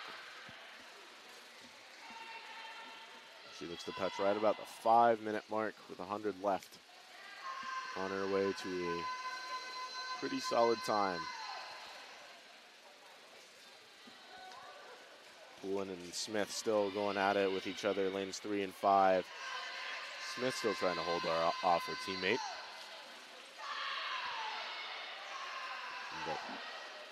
But Poulin out splitting her by about 3/4 of a second. Smith's stroke has become a little bit short and choppy, trying to lengthen it out, but Poulin's strokes still trying to stay long, get as much out of it as she can. As we hear the bell, signifying the last lap for our leader, Jill Norbert. 38.94 is her split.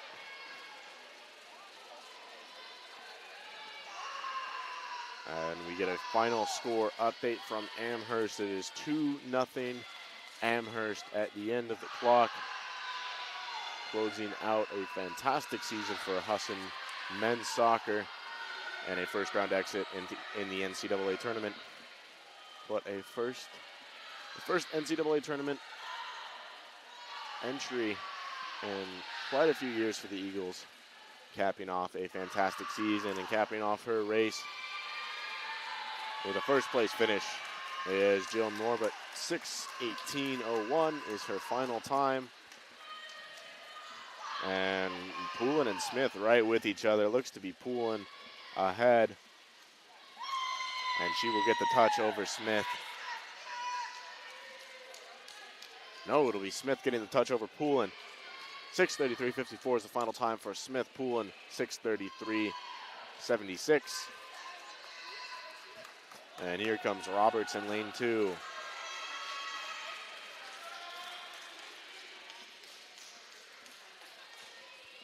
She will sneak just in, I believe, under 7 minutes. 40-71 is her final split. 7 minutes 10. Almost had it. And Christensen in lane 5 rounds out the field. 40-66 is her final split. 7:10.98 their final time. As we look to the men's side, Chris Salvatore in lane 1 for the Eagles. Drew Kavar in lane 2 for Eastern Connecticut. In lane 3 for Husson, Hunter Jackson. Joe Sylvester in lane 4 for Eastern Connecticut. Alex Walsh in lane 5 for the Eagles. And Uzair Bura in lane 6 to round out the 500-yard freestyle for the men from Eastern Connecticut State. And Walsh has had a busy day today. He's had a 1,000-yard freestyle earlier. Just finished up with a 200-yard backstroke about 15 minutes ago. Now in the 500. So we see a lot of yardage under the freshman's belt today. But so far has been up to the challenge, winning both of his events. As he looks to complete the trifecta.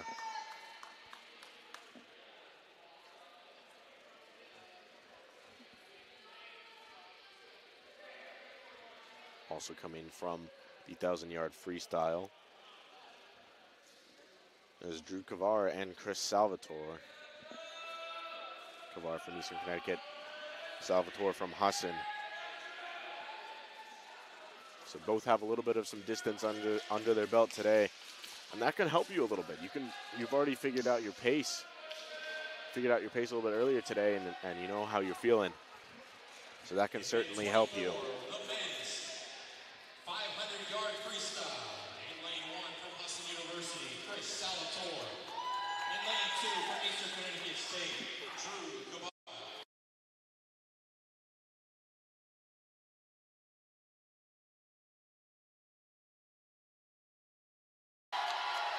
In lane 5 from Husson University, Alex Walsh.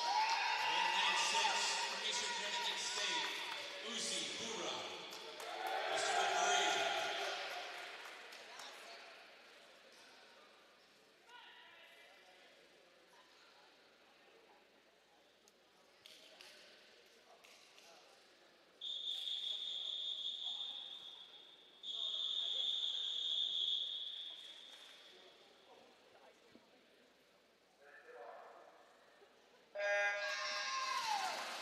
Away quickly, that's Walsh and Jackson, lanes 3 and 5 for the Eagles. Sylvester in lane 4 trying to challenge as best he can. Looks to be in the early going between Sylvester and Walsh, lanes 4 and 5. Towards the right side of your screen will be Walsh heading into the wall first for the Eagles, splitting a 27-37, 28-34 is the split for Sylvester. Right on his heels is Jackson, 28-96. And that run out the top 3. Walsh built his lead to about a body length already.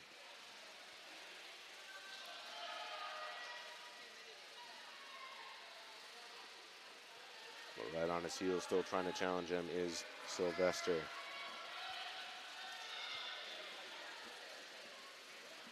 Again, the 1,000 earlier today, we saw Walsh compete in that one, and he won it. And that can definitely help you when it comes to the 500. You've already felt yourself swim twice this yardage, and you already know what pace you were at for that. And adjusting yourself a little bit and finding that groove early on can really help. As he continues to build his lead, looks like he settled in comfortably. Got that 2-beat kick going. And Jackson and Sylvester in the middle of your pool, lanes 3 and 4. Looks like they're challenging each other. Up there in lane 1, Chris Salvatore holds the lead over Drew Kavar by about half of a body length. And running out the field is Uzair Bura in lane 6. Now building his lead comfortably in lane 5 is Walsh. As we look toward the 200 split. Starting to get a little bit of a lead over Jackson in lane 3 is Sylvester in lane 4. Walsh's 200 split, 2:01.36. And for Sylvester, 2:07.07. For Jackson running up top three, 2:09.85.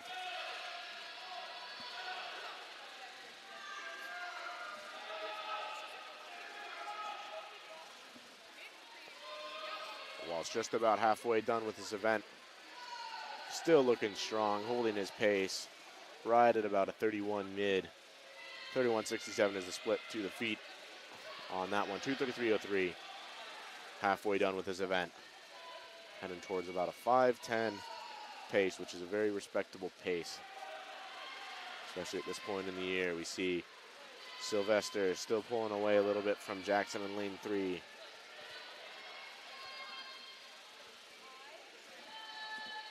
And pulling away a little bit still from Drew Kavar is Chris Salvatore in lane 1. Walsh 32.42 on that split, right at the 300 mark. He's got 200 left. Jackson's hips we see him starting to ride lower in the water, and that's going to cause a lot of drag. That's going to build fatigue quickly.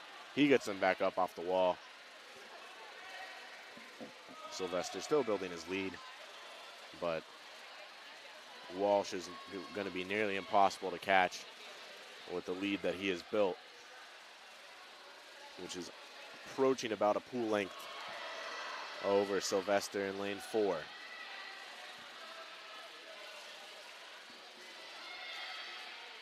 Sylvester still building on his lead over Jackson. Jackson's teammate Salvatore up there in lane 1, still building his lead over Kavar. Kavar holding strong with a good pace as well. 37.76 is Kavar split. Zerbura in lane 6. Still holding strong, has a great looking stroke still at this point in the race. But it's all about Walsh as he gets ready for his final 75. Built his lead to about an entire pool length. But up there in lane 4, that's Joe Sylvester. He's picked up the pace a little bit. He's built a sizable lead over Jackson in lane 3. We hear the cowbell for Walsh. He goes into his final 50. Gonna turn it up a little bit. 4:41.78 to the feet for Walsh.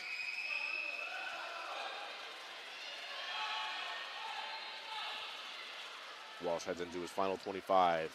Sylvester heads into his final 50. They meet at mid-pool. Those are your two leaders. Jackson to the feet. 35.21 is his split, but it'll be Alex Walsh finishing with a time. 30.28 on his last 55.12.06 is the winning time for Alex Walsh in this 500-yard freestyle. Sylvester coming home with a head of steam. He will finish with a final split of 32.44. Good enough for second place is his time of 5:29.47. Hunter Jackson for the Eagles closing out his race. 33.66, his final split, 5:40.45. His teammate Salvatore right up there in lane 1, fourth place, 33.28 is his final split, 5:46.49 is his final time. We say it was Zerbura heading into his final 50 in lane 6. His teammate up there in lane 5, 36.42 is the final time for Drew Kavar, 5:58.58. As Bura heads into his final length of this event.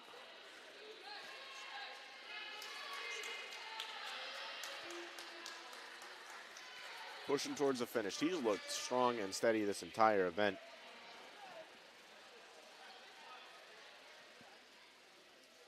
And he will cruise in final split of 38.93 and a final time of 6:32.21.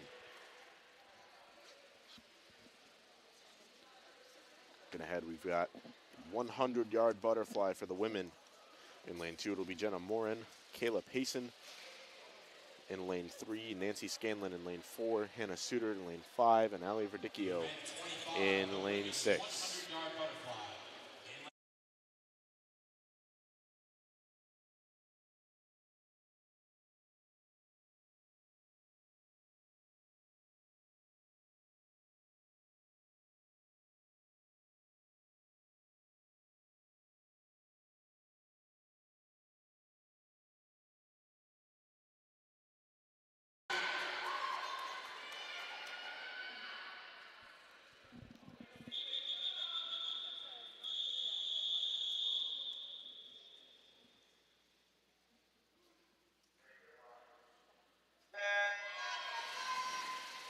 And here we are in the 100-yard butterfly. Jenna Moore and Kayla Payson, Nancy Scanlon, Hannah Suter, Allie Verdicchio.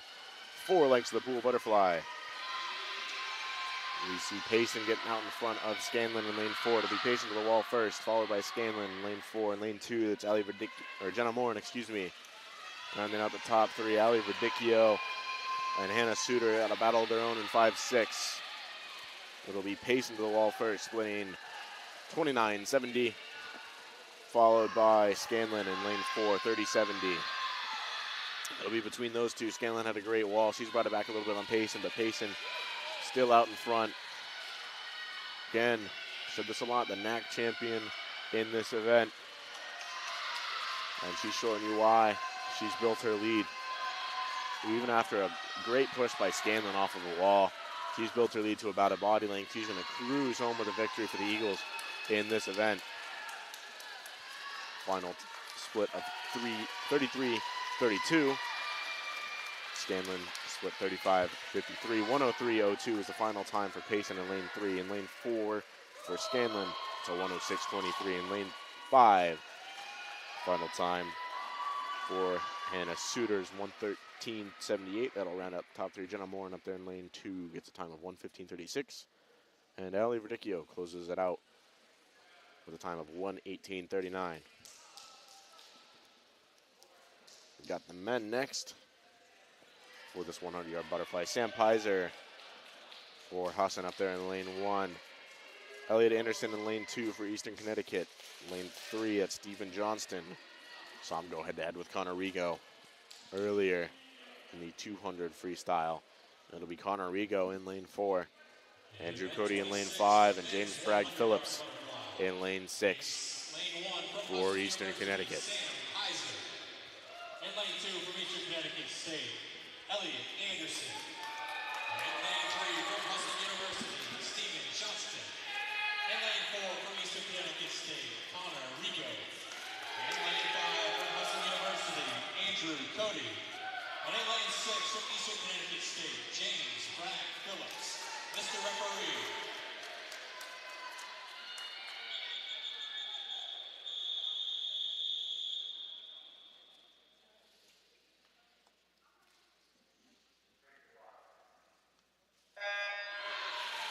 Quickly in lane 3, that's Stephen Johnston. He's going to come up with a little bit of a lead on Rigo in lane 4. It'll be Johnston to the wall first, about a stroke ahead of Rigo. Rigo followed by his teammate up there in lane 2, Elliot Anderson. Andrew Cody bringing it close in lane 5. Sam Pizer doing the same in lane 1. It'll be Johnston ahead by about a body length as we head into this first 50.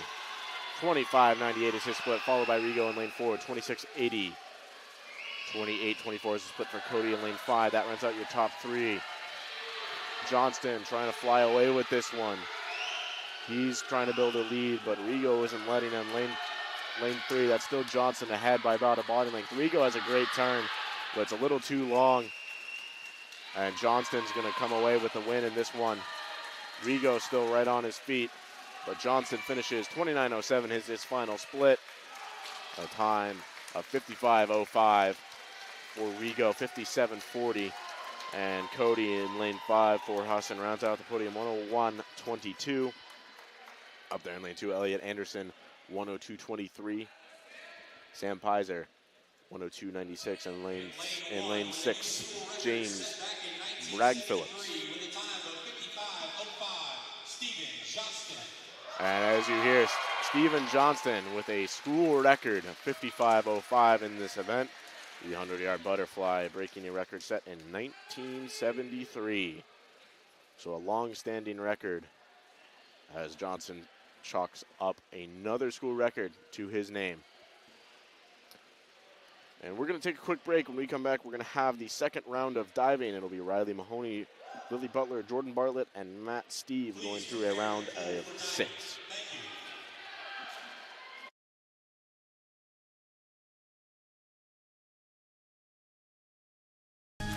Husson makes it a priority of theirs to make sure each of their students are well-rounded and that we're prepared to go into the future. I mean, it's very rare to have a college that can emphasize the professor-student interaction, and Husson hits it right on the head.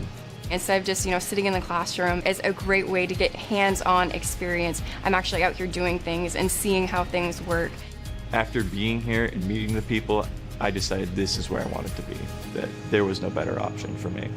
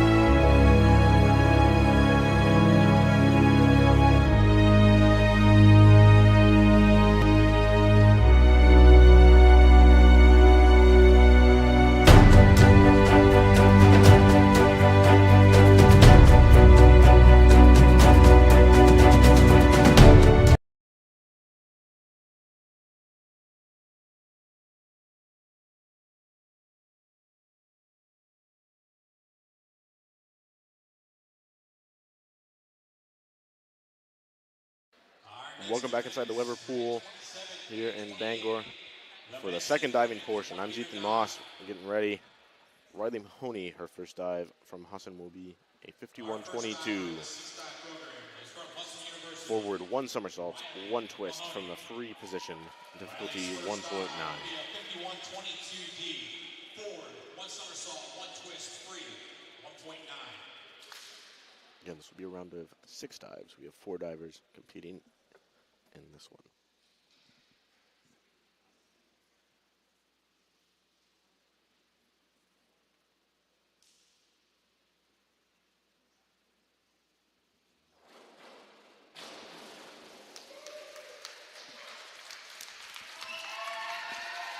Judges scores 4.5, 5.5, 4.5. Our next diver is Jordan Bartlett from Husson. Dive number 401C, inward dive from the tuck position, difficulty 1.4.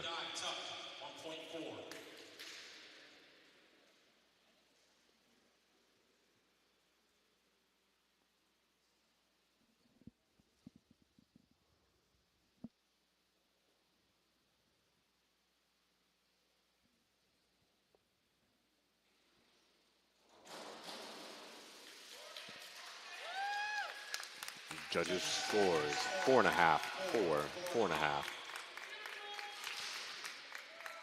Next diver is Lily Butler from Husson.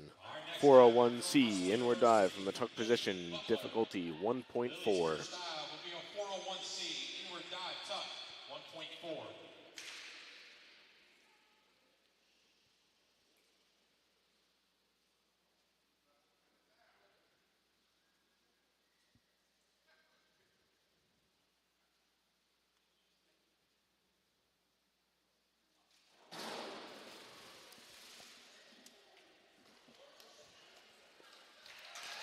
Judges scores 5, 4.5, 4.5.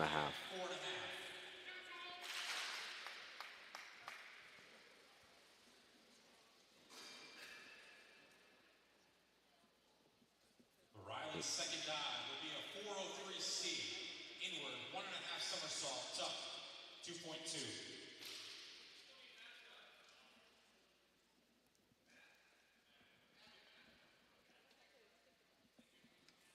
My apologies. Matt's first dive. Matt's first dive will be a 104C, forward 2 somersaults, tuck from the tuck position, 2.2 difficulty.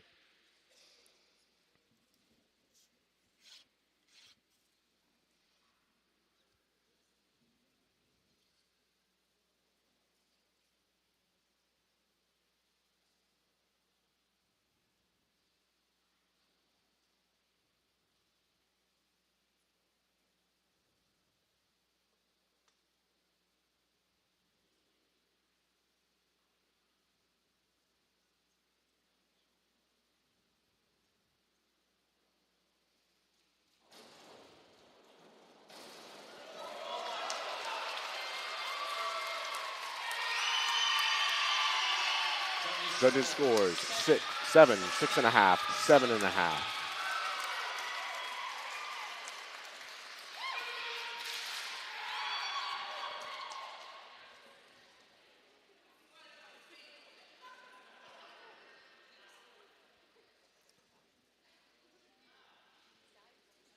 Riley's second dive will be a 403C, inward 1.5 somersault from the tuck position, 2.2 difficulty.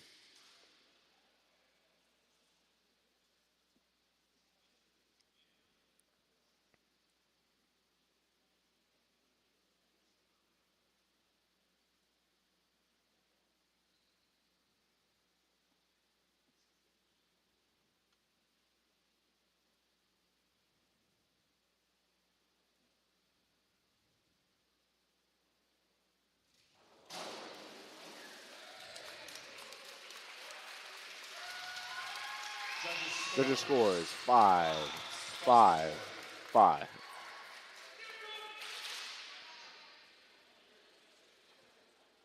Jordan's second dive will be a 102A, forward 1 somersault from the straight position, 1.6 difficulty.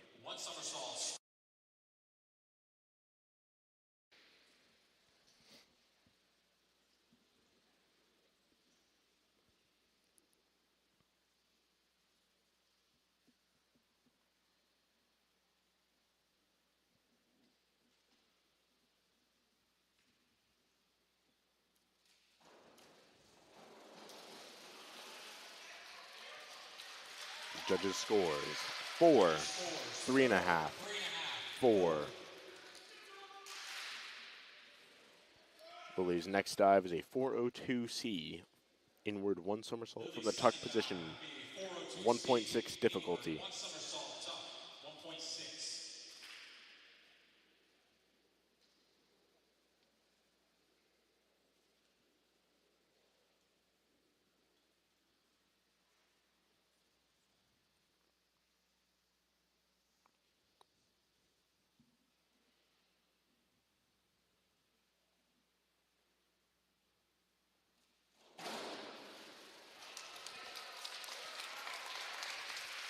Judges' scores, 6.5, 5.5, 7.5.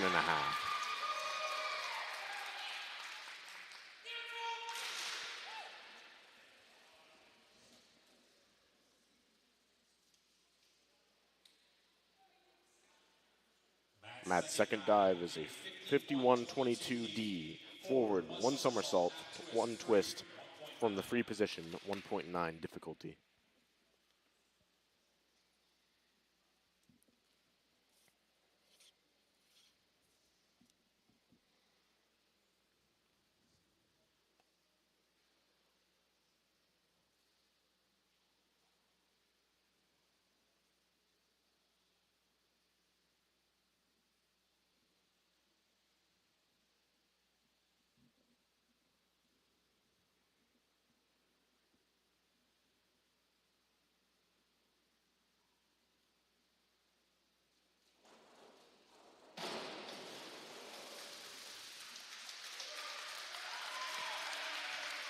Judges' scores, 5, 4.5, 5.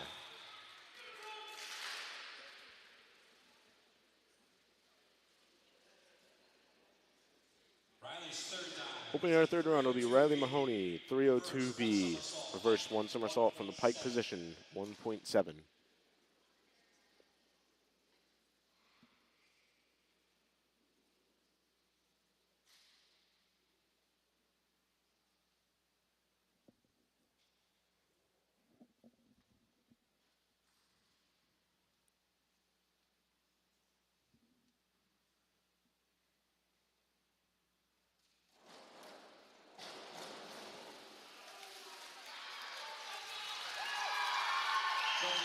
Judges' scores, 6, 6, 5.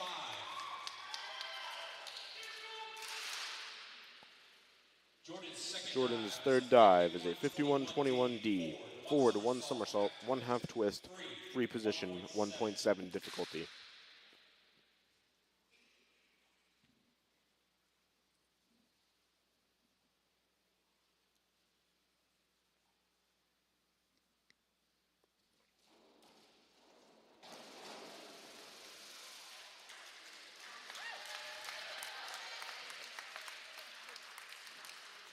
Judges' scores, 2.5, 3, 2.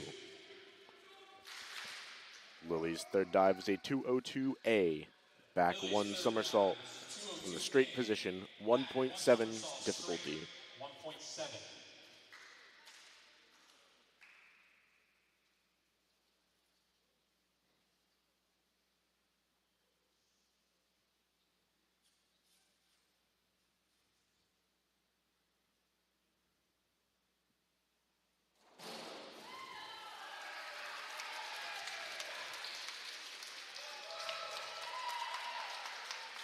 Judges' scores, 4.5, 5, 5.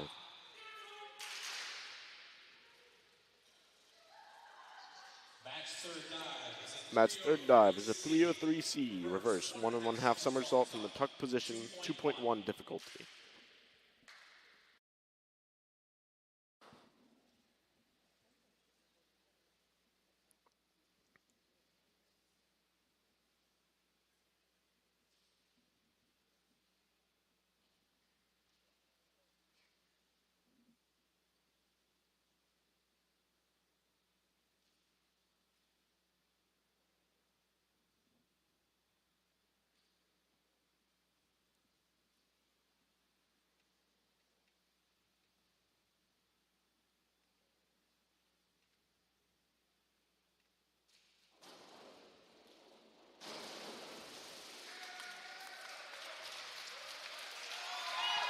Judges scores 5, 3, 4.5.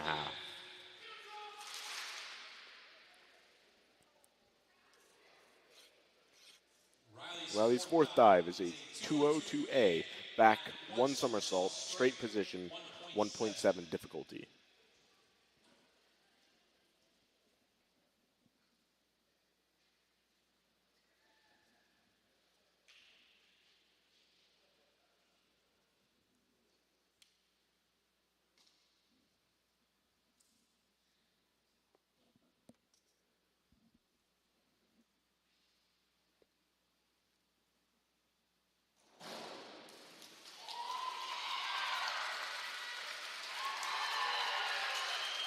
Judges scores 7, 6, 7.5.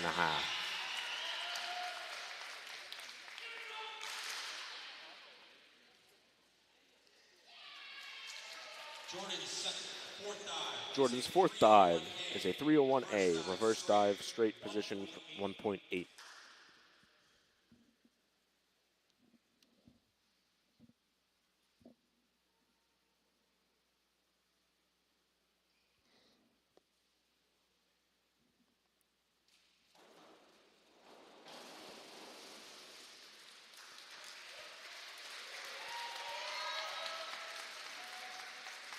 Judges scores 2.5, 3.5, 3.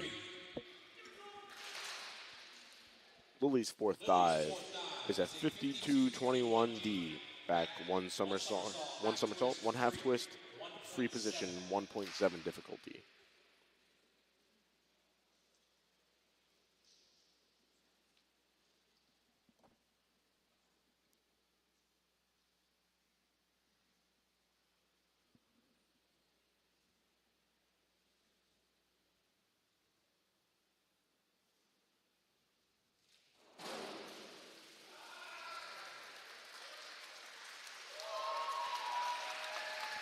Judges scores 4.5, 4.5, 5.5.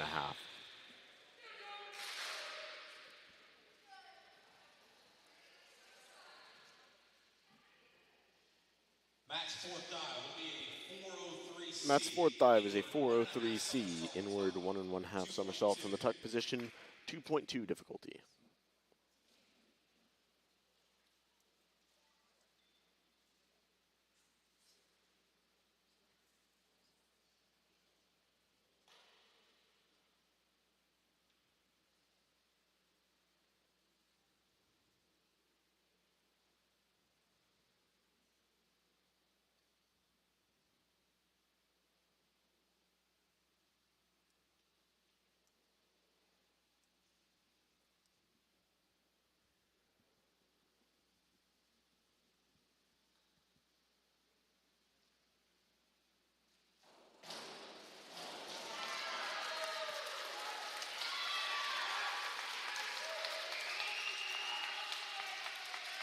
Judges scores 6, 4.5, 6.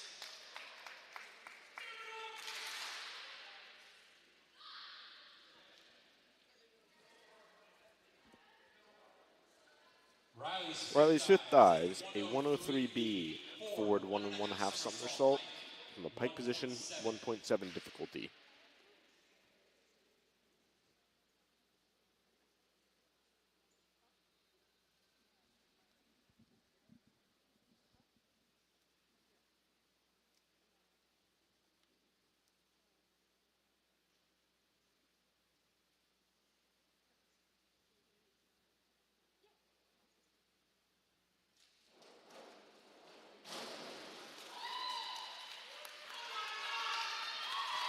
Judges scores 6.5, 5.5, 5.5.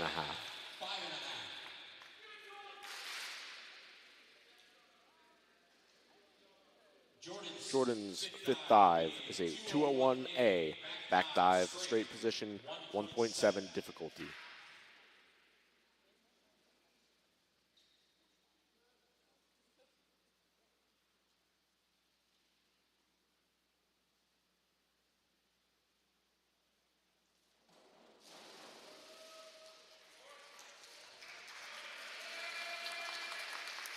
Judges' scores 2.5, 3, 3. Lily's fifth dive is a 302C. Reverse 1 somersault, tuck position, 1.6 difficulty.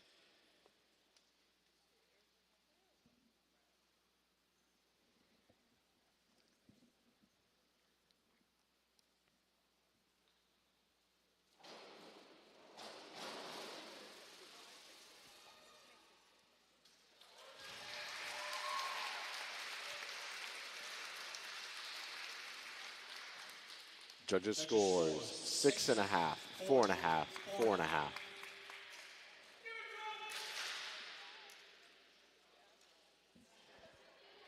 Matt's fifth dive is a 203B. Back 1.5 somersault, pike position, 2.3 difficulty.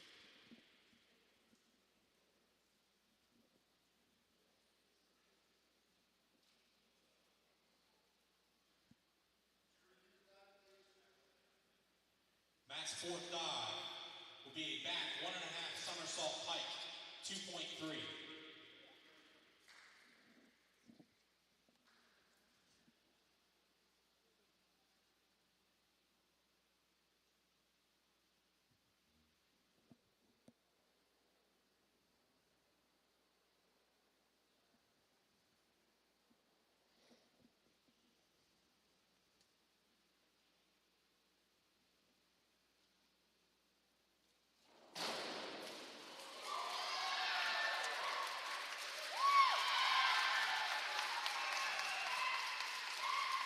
Judges' scores 5, 6, 6.5.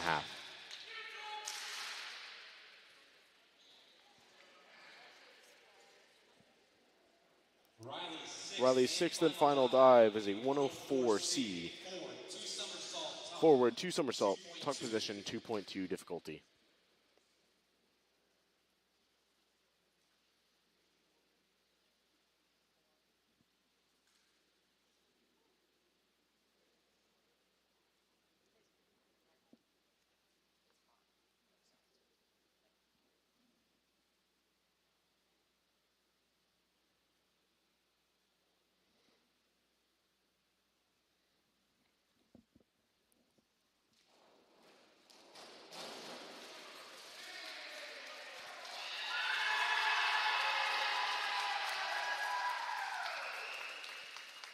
Judges' scores 6, 5, 6.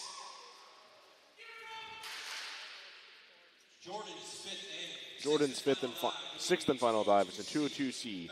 Back 1 somersault tuck, 1.5 difficulty.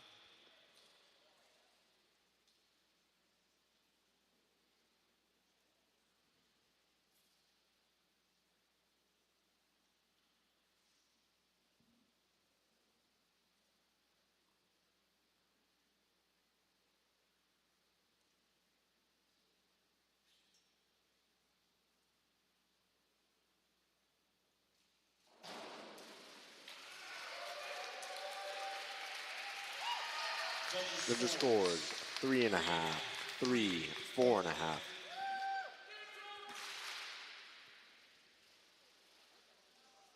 Lily's sixth and final dive will be a 103C. Lily's sixth and final dive will be a 103C, forward 1.5 somersault, tuck position, 1.6 difficulty.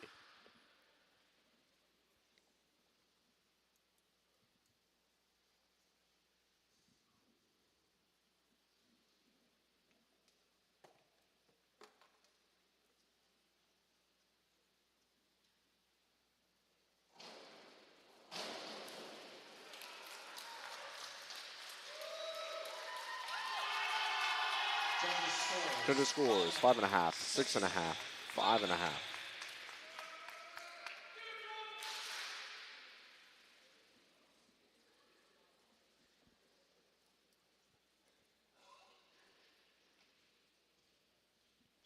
Matt's sixth and final dive will be a 103B, forward 1.5 somersault from the pike position, 1.7 difficulty.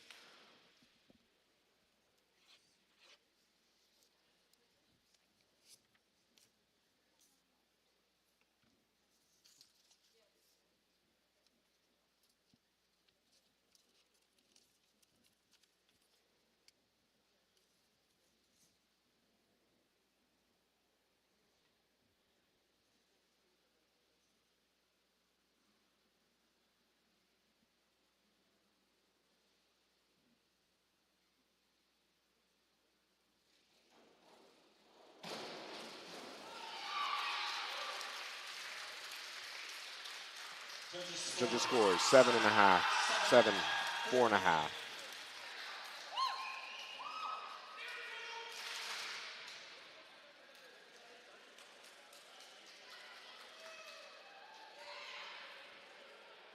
This concludes the final diving portion. When we come back, we'll have the 100-yard IM and the 400-yard freestyle relay right back here on the Husson Eagles Sports Network. I'm Zethan Boss.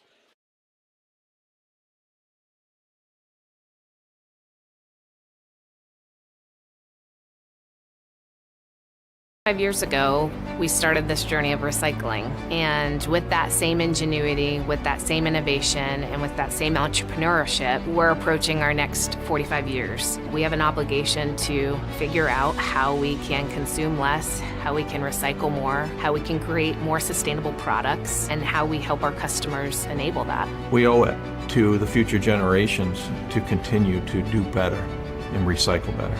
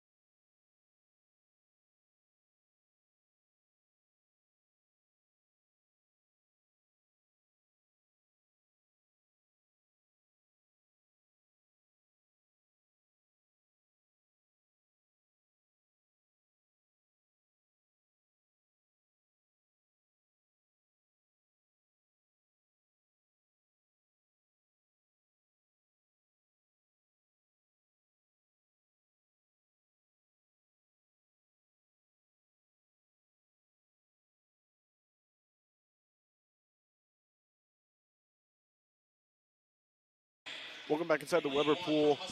Here as we get ready for our final 4 events, we got the women's 100-yard IM. In lane 1, we got Hannah Suter from Husson. Lindsay Weaver in lane 2 for Eastern Connecticut State. Ava Emery in lane 3 for the Eagles. Lane 4, Allison Ronan for the Warriors. Erica Barone in lane 5 for Husson. And Caitlin Nielsen rounds out the field in lane 6 for Eastern Connecticut. Again, it'll be butterfly, backstroke, breaststroke, freestyle in that order, one length of each in this 100-yard individual medley.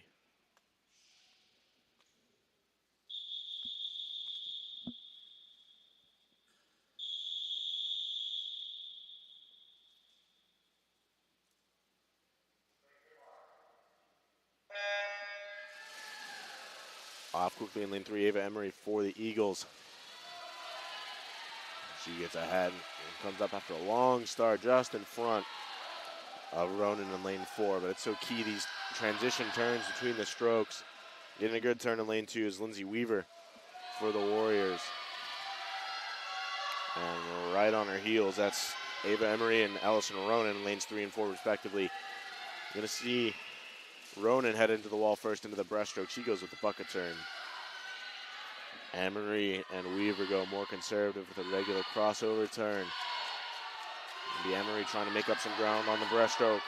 The leader Ronan in lane 4. Staying right with her is Barone in lane 5. Barone, excuse me. To the wall first will be Ronan, closely followed by Emery. Emery needs to make up some ground off the turn. She does. So does Weaver up there in lane 2. Weaver's going to try and push for the first place spot.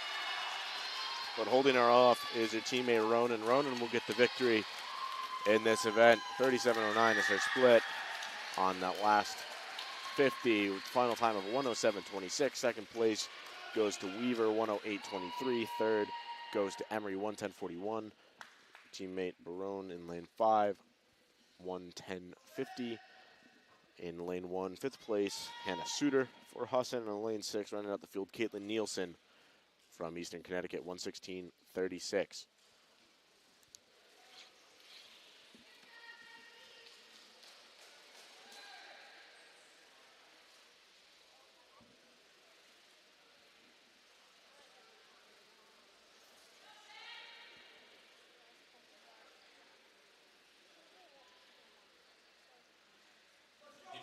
Now on the men's side, we got Ben Carusi up there in lane 1, Joe Sylvester in lane 2 for Eastern Connecticut, Joe Vale for Husson in lane 3. Lane 4 is Connor Rigo going for Eastern Connecticut, Isaiah Stereo in lane 5 for Husson, and Elliot Anderson rounds out the field down there in lane 6.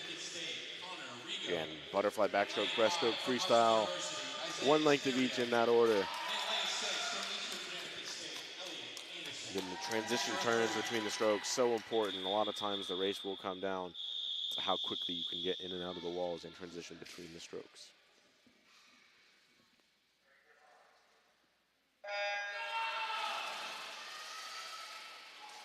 Up quickly, Ethereal in lane 5. He's hanging tight with Rigo in lane 4. Joe Vale off in front. He's going to hit first. It'll be Vale followed by Rigo up there in lane 2. Sylvester in 3rd. Coming quickly out of the turn is Rigo. He's right with Vale. Vale going to head into his strongest stroke in breaststroke. Going to be just hanging on to the lead right in front. He goes with the crossover turn. So does Rigo. Sylvester goes with the bucket. It'll be Vale and Rigo dueling it out in the breaststroke. Vale looking to extend his lead. He will do so. Lengthening his stroke out. He's going to get about a half a body length heading into the final 25 out there in lane 3. Closely followed by Sylvester in lane 2. He passed his teammate Rigo in lane 4 on the breaststroke leg. It'll come off the turn quickly, trying to catch Vale. Vale needs to hold on. He's going to hold on to a first place finish, and that's going to be key for the Eagles. Running out a split 32.78 on that last 50. 1 flat 17 is his final time. 1 flat 97 goes to his teammate Connor Rigo. Joe Sylvester up there in lane 3, 101.23. That'll round out the podium. Quick score update on the men's side. It's 155 to 91 in favor of Husson. 121-120 in favor of Husson as well. Husson looking for some redemption after both sides dropped this event. And heading into the final women's event.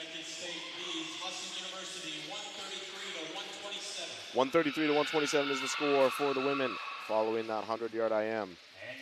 And this is the final event, women's 400-yard freestyle relay. This will be 4 lengths per swimmer. In the freestyle will be Zoe Pascal, Caitlin Nielsen, Hannah Lasbury, and Olivia Grimm up there in lane 2 for Eastern Connecticut. Husson University gets Kayla Payson, Erin Madden, Erica Barone, and Emma Thomas. And in lane 4 for Eastern Connecticut, Tasha Frisch, Jill Norbert, Kelly Schneider, and Nancy Scanlon. Well, with 2 teams and the lead, and there is a second team for Husson. That's not on my sheet. Interesting. Husson needs to go 1-2 here to come away with the victory. Off quickly is Payson in lane 3 for Husson. Husson again needs to come home with a 1-2 finish to get the victory over Eastern Connecticut State, looking for some redemption after the dual meet last year on November 6th. It'll be Payson to the wall first, followed by Frisch in lane 4. Quickly followed. And in 4th is Husson B. It's Sydney Jordan. And up there in lane 2, Zoe Pascal holding off Jordan. Good turn by Jordan. She gets right in front of Pascal, trying to catch Frisch in lane 4. Payson's going to try to extend the lead, give Erin Madden a good footing in that second leg. She's ahead by about a body length and a half. Jordan comes off the wall, trying to catch back up to Frisch, who had a great turn as well. It's going to be Payson giving way to Madden in lane 3. It'll be Frisch giving way to Norbut in lane 4. Howe goes into the pool in lane 5 for the Eagles. Up there in lane 2, it'll be Nielsen for the Warriors. Howe trying to track down Norbut. Madden looking to just lengthen this lead for the Eagles in lane 3. Howe still trying to track down Norbut, has a great turn. She's cut that lead to about a body length. Madden still commanding lead, 28-62 to the feet on that split. Norbut comes in 29-41. Howe needs to outsplit her on this one. 30-14 is the split for Howe. Howe has a great turn. She's brought it back just a little bit, trying to catch up. Again, the Eagles need to finish 1-2 in order to win this meet. Madden still coming away with it, about almost half a pool length lead over Norbut in lane 4. She's going to give way to Emma Thomas in lane 3. Barone will anchor. Thomas goes in. It'll be Kelly Schneider in lane 4 for Eastern Connecticut. It'll be Maggie Poulin in lane 5 for the Eagles. Needs to track down, has a lot of work to do to track down Schneider in lane 4. And in lane 2, it'll be Hannah Lasbury in for the Warriors. Emma Thomas still cruising, holding on to a lead.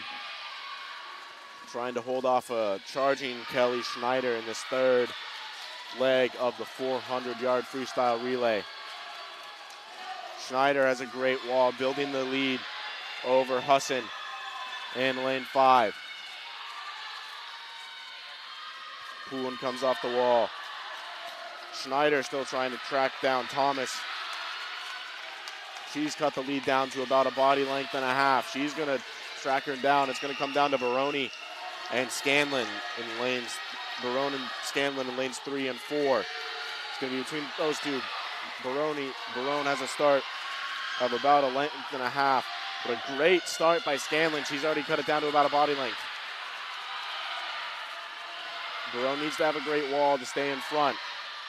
And she does. It's a bit shallow. So does Scanlon. She also has a great wall. She's holding on to about a body length of the lead still. Holding strong.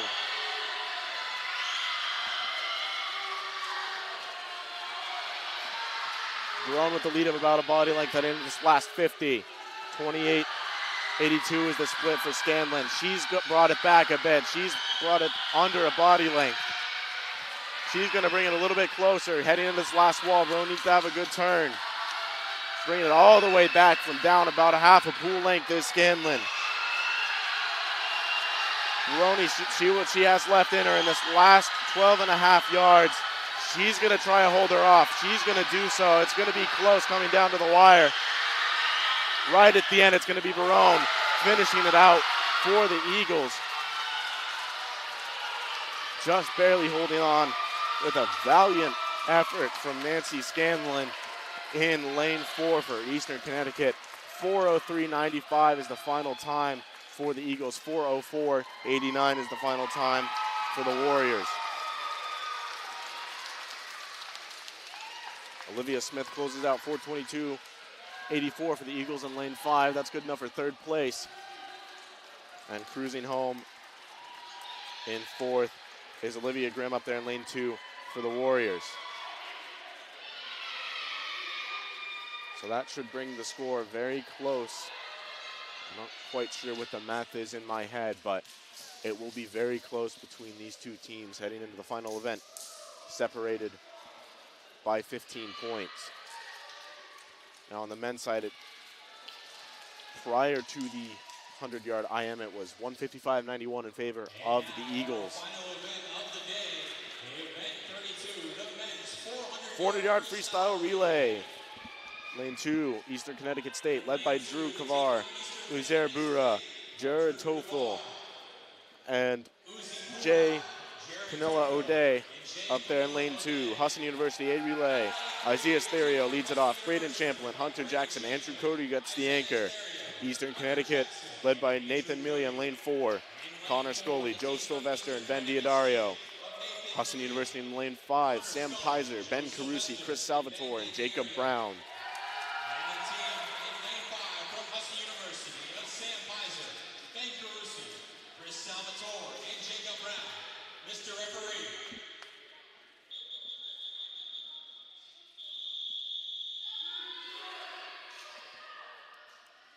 Look for Champlin to get away early as he can.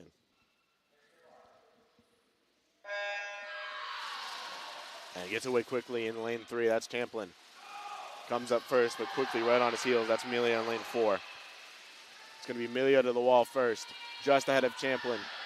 And Pizer, we're hanging right with them up there in lane 2. That's Drew Kavar.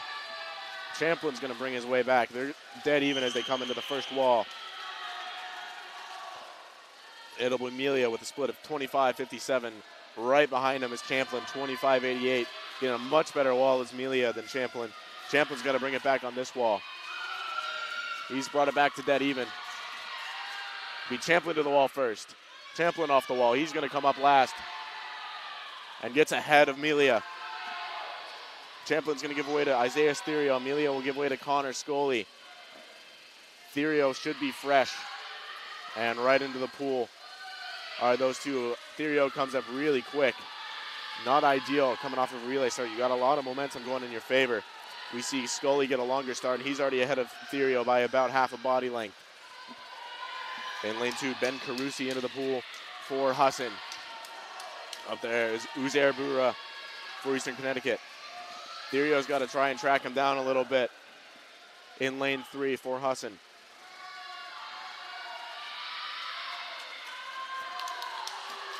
It's Scully trying to hold on to the lead for Eastern Connecticut. Therio's trying to bring it back. He needs a good wall here.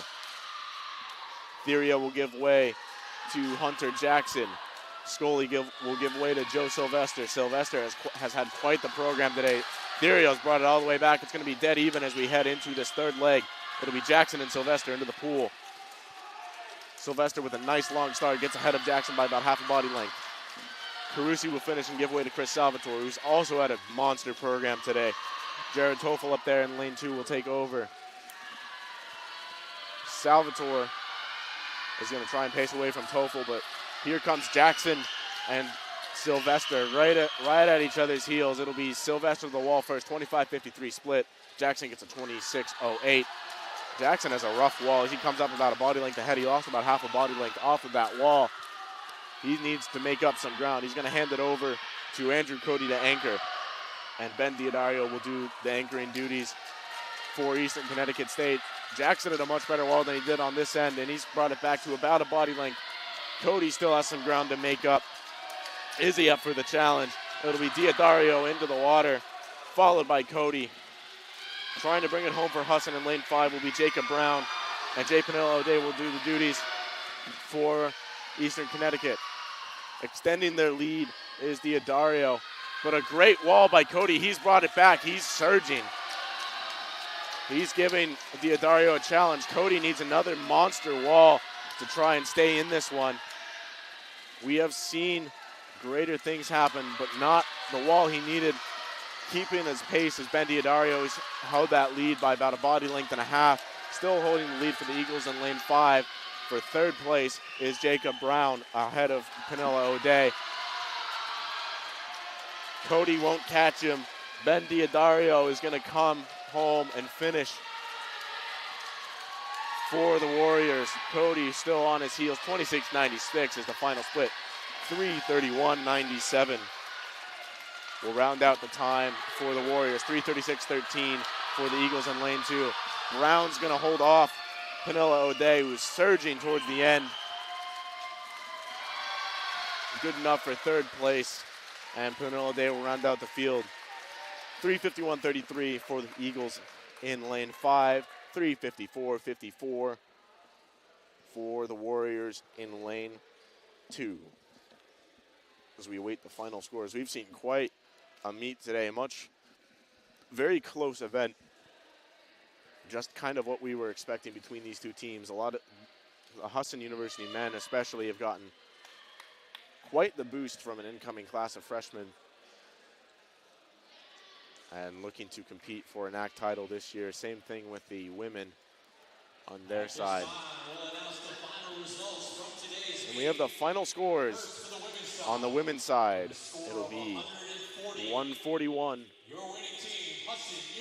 Husson University gets the win over the Eastern Connecticut State Warriors, edging it out in the final relay. And on the men's side, 171 will be the score for the Husson University Eagles, getting the redemption on both sides